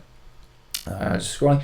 I really like the idea that it's a bit of new with a bit of old. Combat looks good except for hit numbers. Hopefully we can turn those off, because you know how we feel about hit numbers. Get fucking rid of them. Yeah, Biomutant is very much on my radar. Like, I've been watching it. I watched the gameplay stuff. It looks really cool. Looks like a really interesting, weird RPG with this little fox raccoon creature, but when you input your stats at the beginning, there's a trade-off to everything. So if you put loads in intelligence, your head gets really big. If you put loads in strength, your shoulders and arms get really big. So the way your character looks will, inform anyone who's watching kind of how you've spec'd them, which I think is a really interesting visual thing. Combat itself looks like very hack and slash, very like Devil May Cry, lots of combos and stuff. But then there's this shooting stuff. There's a bunch of different traversal mechanics. I think there's a glider, so you can glide. It just looks really cool and really interesting as an open world made by such a small indie team, as you say. So it's very much on my radar. I've got nothing to say. I'm really interested in it. But I don't know how much you've looked at it. Yeah, personally, it's not. I mean, I saw the reveal announcement, and I was like, well, it looks good for whoever's interested in that. It's not the kind of game that I would initially be drawn to, but I'm not. I wouldn't rule it out. It's definitely something. Having seen more closer to the launch what it looks like and how it plays, then I'd definitely take a look at it. But it's not one of the ones I'm excited about, that's for sure. But thanks for the question, Angry Hobbit. Question 2. Are there any upcoming games you're looking forward to other than Cyberpunk? I think it's an obvious choice for anyone. His personal choices are Little Nightmares 2. Played the first game, absolutely loved it, and Halo Infinite. And then the question, any game sequels you're hoping to get announced for next gen? So upcoming games, we've talked about this in the past. I think Avowed has just jumped onto my radar. I think State of Decay 3 has just jumped onto my radar. So that's exciting for me. And Sports Story, which is the follow-up to Golf Story, is long been my it's supposed to be out this summer. I keep checking the Nintendo store and there's still no update, but that's another one which I'm definitely looking forward to. And then there's the Elder Scrolls and obviously Starfield. We'll have to wait and see what Bethesda do with those titles, but again, they're on my radar. I'm looking forward to them, let's say. I mean, Biomutant is one of my most anticipated upcoming titles. Hellblade 2, which I really wanted to see more of in the Xbox thing, and it was disappointingly light on Hellblade stuff. The one that's coming hot and fast is Marvel's Avengers. I really don't know, because I watched the what do they call it, War Table stream. Hawkeye's now been announced as the first new hero that's joining it completely free. I mean, that's what they've said. Who knows when they fucking change it. I mean, it could be really good. Tons put up a link to it in Discord recently, said, here's this if you like this cookie cutter bullshit. And it totally is cookie cutter bullshit. It totally is. It looks like it's trying really, really hard to be like an Anthem and like a Destiny. But I think I might be into it. I don't know. A lot of the trailers and gameplay make it look a bit yikes, a bit like, oh, fucking hell, what is that frame rate, you know? But I think I can see the potential. I can see the idea of me jumping in and like hitting up some of my mates who have got like PlayStations or whatever, being like, oh, do you want to play Marvel's Avengers tonight? We'll jump in. I'll come in with my Thor. So and so will come in with a Hulk. So and so will come in with a Black Widow. And in that vision I have, if that can happen, that's really cool. Like, I think that would be really, really, really cool. But I just don't know if it's going to happen. I don't know if it's going to work. Fortunately, the beta's coming out in like 3 weeks, I think. There's the staggered beta. There's the pre-order one for the PlayStation. There's the pre-order one for the Xbox, and then there's a public one. So I'll jump in the public one, hopefully, if I can find the time. See what's what. So I think Marvel's Avengers is the one that's like coming out sooner that I'm most interested in, but sort of I'm still not sure. Jury's out. Thanks for the questions anyway. We've got 4 more to take and we are pushing 2 hours already. So let's get through these. We've got, sorry if you're having to rush, but if you do want to ask them again, if you don't do a good enough job, by all means ask them again. So what is this? I think it's my turn from Tons. Yeah. So I just saw new gameplay for Shadow Warriors 3 and Serious Sam 4, both a blast from the past, with Doom and Wolfenstein also being success revival stories. Got me wondering, what FOS shooter franchise would Gaz and Henry like to see coming back in a blaze of glory? Unreal, Quake, Heretic, Sin, the list goes on and on. For Gaz especially, because he has lived through the glory days of FPS. Personally, I would like to see Hexen get a Doom revival treatment. That game was brilliant. Well, any of these particularly inspiring to you? Because I'm not a massive first-person shooter player. Like, I play a few, like Halo. Just redo GoldenEye. GoldenEye was a classic. I think there is a mod being made somewhere, but you know, GoldenEye was good. I didn't actually play loads. The only first-person shooters I played back in the day were the Call of Duties. That was it. So I mean, Call of Duty 2 being remade would be pretty cool, but then again, looking at the way they do Call of Duties these days, I'd probably pass on it. But then again, I did enjoy the World at War. Was it the most recent World War II Call of Duty? I enjoyed that campaign for as long as it lasted. That was pretty cool. But yeah, I wouldn't say I know Unreal or Quake or Heretic or Sin very well at all. I don't like the arena shooters, that's for sure. So I would take GoldenEye. You touch in on those World War II ones. That's the one that first comes to my mind is Medal of Honor, a proper Medal of Honor thing. Because I played the first one on I think it was on my PS1, one of the first person shooters I played, and I thought it was really great. So if they can do that Call of Duty World War II game tried to do it. I played it recently because it was on PS Plus. Yeah, it's a quite short campaign. It was all right. It was just very generic, like Hollywood action movie type of thing.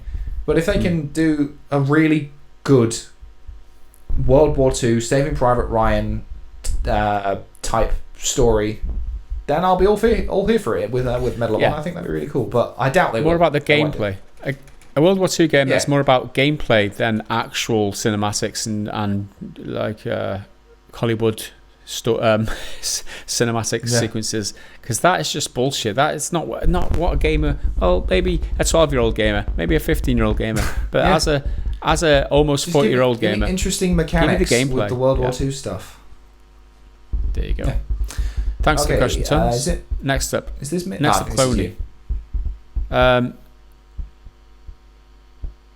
Okay, Cloney just says tribes, and then he says in brackets, and yeah, I know it's supposedly on for a comeback, but oh well. And then in brackets again, and yes, that's a question. There's no question mark, so it's technically not a question, and I haven't the foggiest idea what you're talking about, Cloney. So I am not a fucking clue. If anybody can answer that for us, okay, and here's the question from Cloney: tribes. Please leave the answers down in the comments, but we're going to have to move on, or you're going to have to explain yourself a little bit better next time, Cloney. Sorry. Let's move on. So this is Tommy T333, who I believe is one of our new Patreon members. So thank you very much. And where is your question? I've just scrolled past it, trying to prove that this was you. Hey guys, was just wondering what your opinion of the Infamous series is. The Infamous games are the ones by Sucker Punch before they did Ghost of Tsushima. I personally love them and would love to see either a remaster of 1 and 2 on PS5 or even a new game. I think Infamous 1 is one of my favourite games personally. Keep up the good work. Loving it. Well, thank you very much. The only Infamous game I played is Infamous Second Son, which is quite largely believed to be one of the weaker Infamous games. But I played it because when I got PS4, shortly after it became the like free game with PS Plus, so I played it and I did enjoy it. I thought it was really cool, but I think what I really liked about it is the karma stuff, and I think in that game it's meant to be some of the weakest stuff because you go down like the hero path or the villain path and you get new abilities. I thought that was really interesting, and I love superhero stuff. That's part of the reason I'm sort of tentatively interested in Marvel's Avengers. So I mean, I'd see more of it. I think at this point though, after having done Ghost of Tsushima, I'd rather see a Ghost of Tsushima follow-up than a new Infamous game because I really enjoyed Ghost of Tsushima.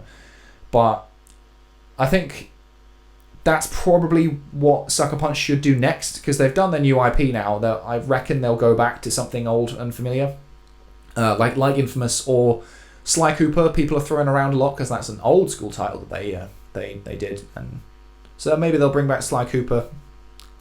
But who knows? I'm ultimately not. I'm neither here nor there on Infamous.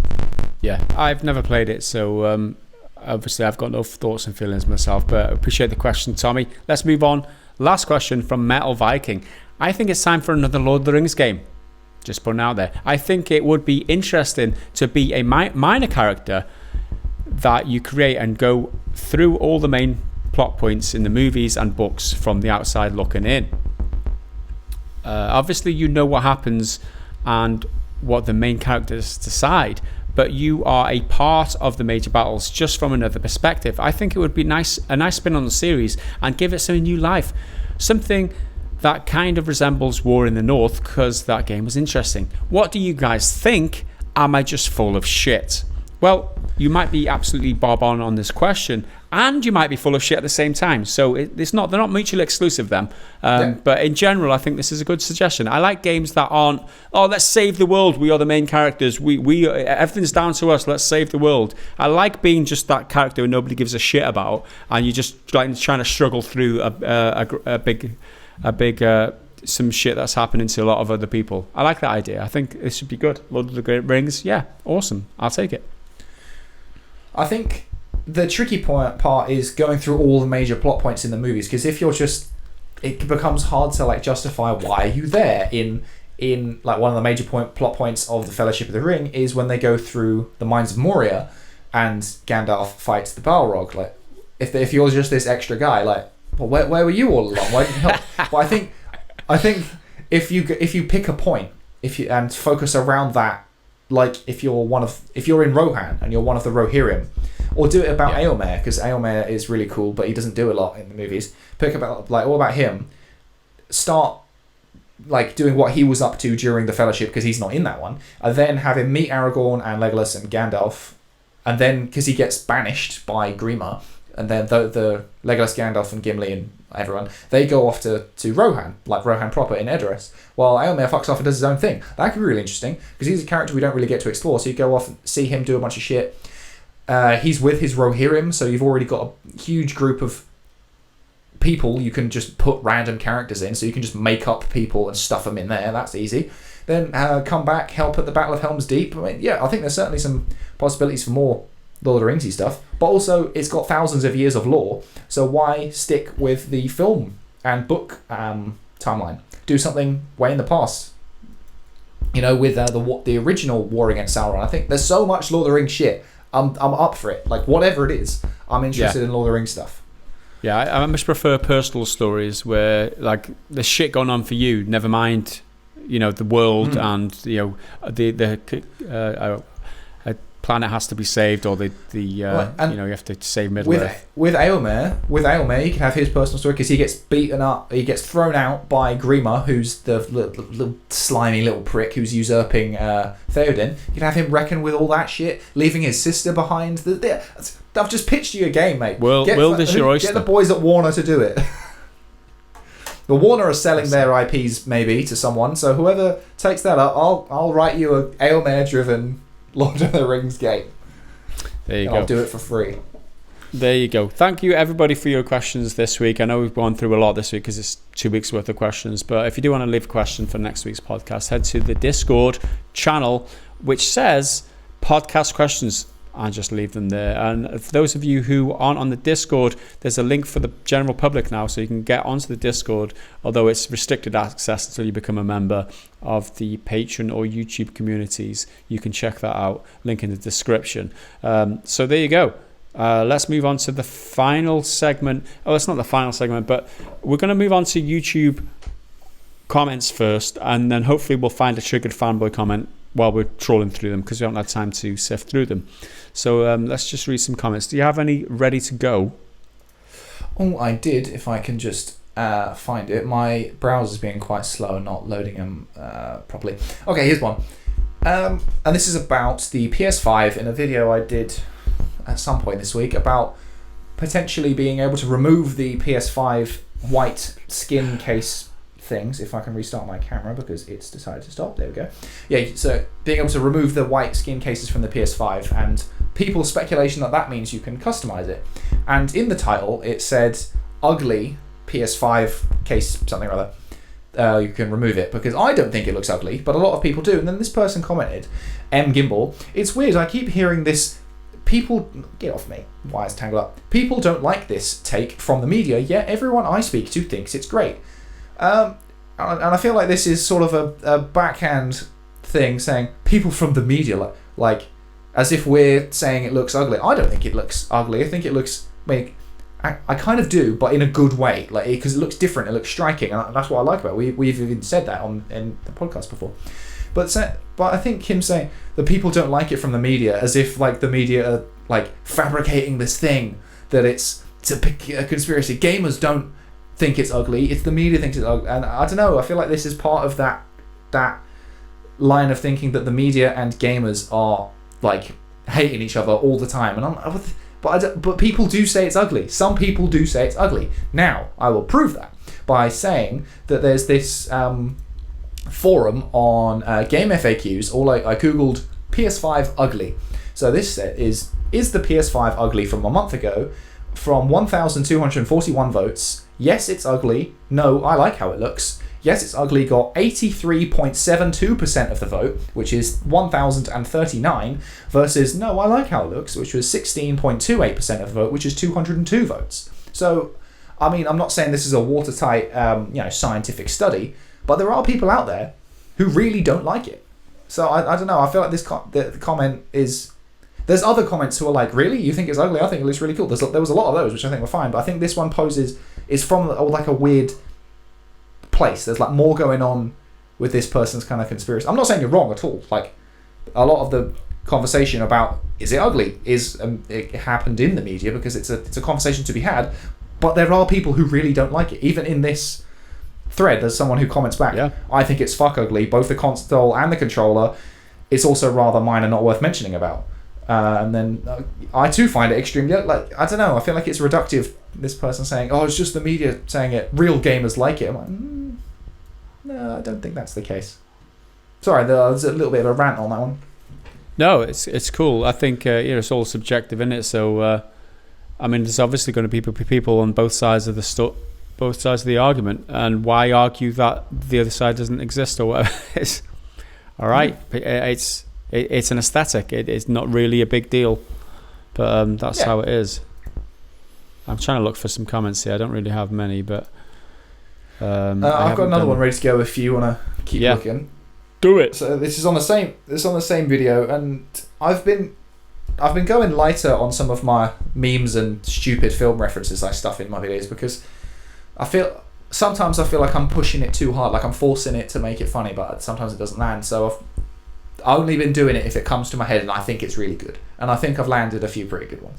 So this is in the same video, and it was about the Witcher TV series prequel that's coming at some point, and the showrunner said something like, elves and enemies and witches, oh my, like lions and tigers and bears, oh my. So I got that clip from The Wizard of Oz and cut it. So this person said, that Takai pop in, I was eating soup, laughed so hard it came out my nose. Which is brilliant, because instead of lions and tigers and bears, oh my, it's lions and tigers and bears, oh my, with George Takai, which I thought was really, really funny. And this guy seems to have enjoyed it. So that's all I want. If I do a stupid meme, so long as I see one person being like, yeah, not bad, then I'm like, that's a win, I did it. That's it. You don't have to please everybody. While editing it, I rewatched it loads of times because I thought it was really funny. I was just laughing at myself. Anyway, that's all I got on that one. I was just patting myself on the back for being hilarious. Well done, self-validated. Moving on to a comment on podcast 71, which is the last podcast. Angry Hobbit comments, if there's no other reasons to join patrons today, then check out an extended story of quotes, the final comment regarding a Pac-Man tattoo in the members only Discord chat. I'm on Discord as Angry Hobbit. These guys are easily worth a single dollar, roughly 80p per month. Seriously, guys, 80p a month to support this shit is right there, right here, absolute bargain. Thank you. I'm glad you both enjoyed my unfortunate story, and I love how it pretty much ended the podcast. There was a point you looked completely fucking ruined to try and discuss it. That made my week's podcast for me. So this is this was the story where we were talking about. It stemmed from a question on the foreskin or no foreskin, talking about Cyberpunk, and then this story was shared in the comments about somebody who had his removed involuntarily, and he had a Pac-Man tattoo. I think you shared this on Discord. There's a Pac-Man tattoo which was removed in the process, and then there was all the conversation around how the fuck did you get a Pac-Man tattoo on your foreskin. But yeah, that is the thing that happens on the Discord. So if you're interested in those types of conversation, that's where to get them. That's the Pretty Good Gaming Discord, and you can get access.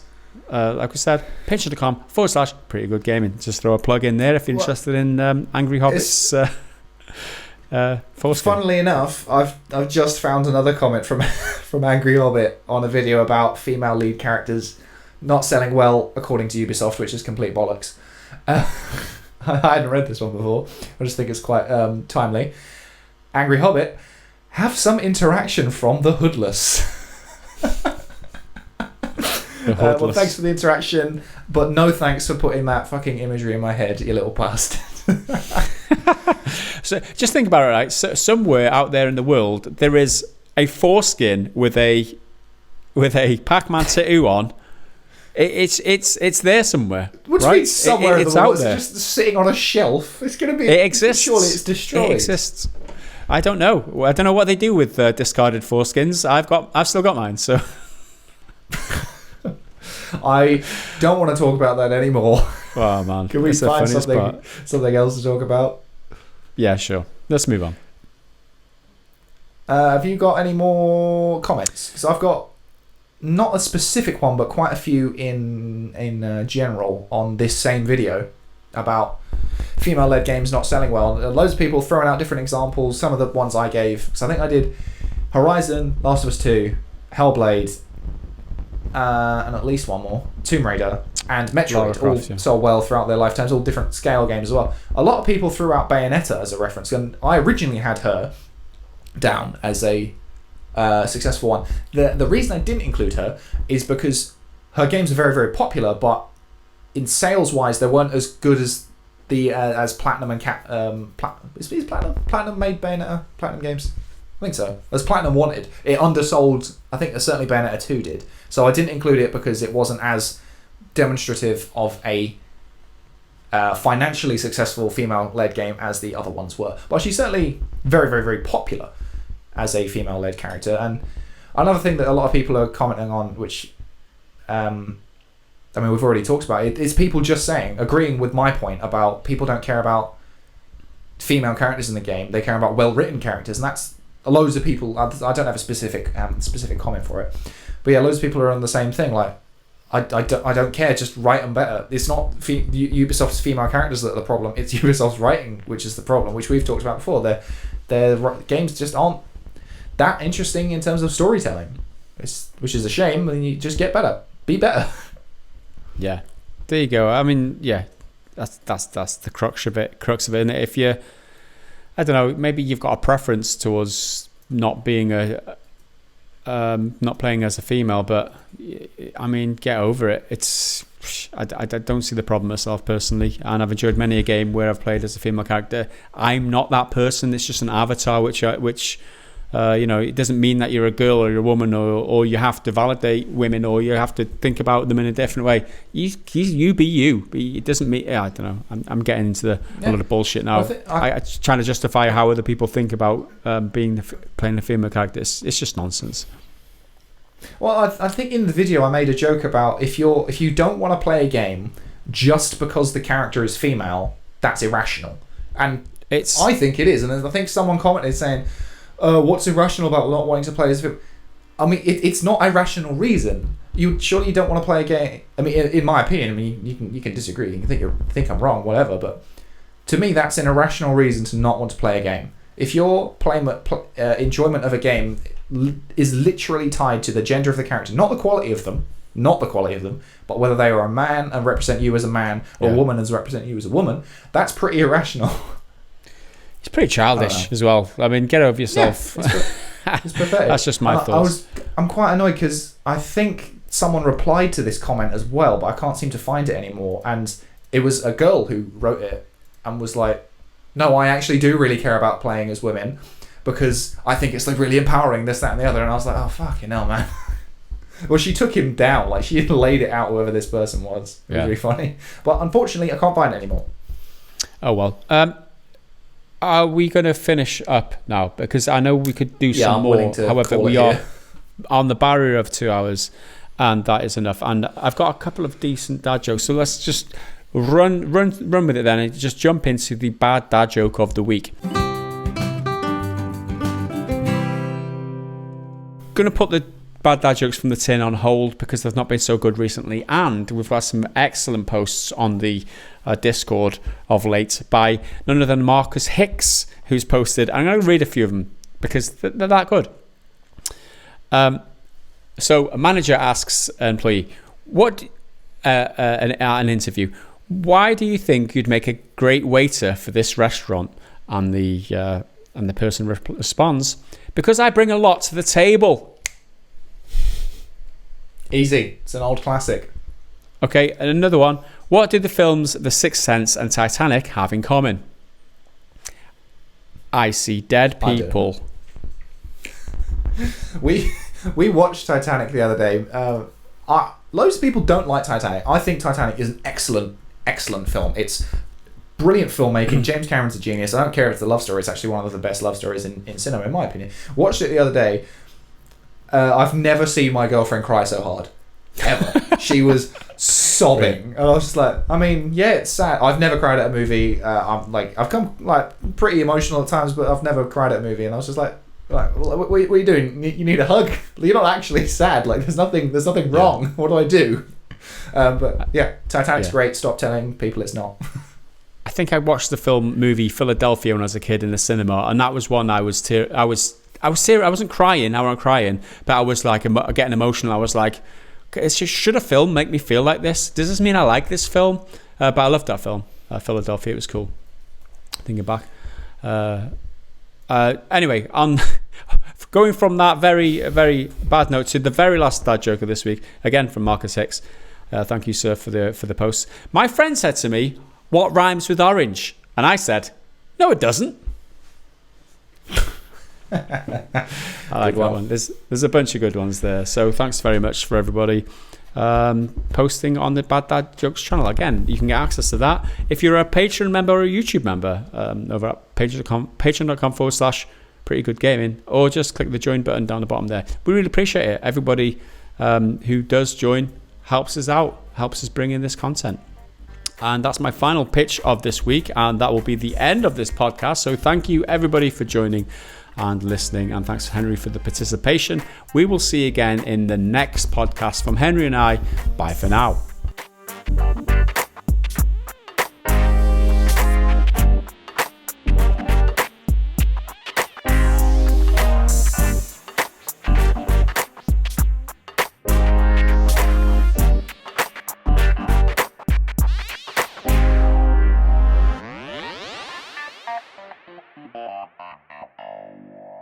Held business lunches in strip clubs, which, I mean, that's certainly pretty unprofessional at the like base level. And it's just fucking weird.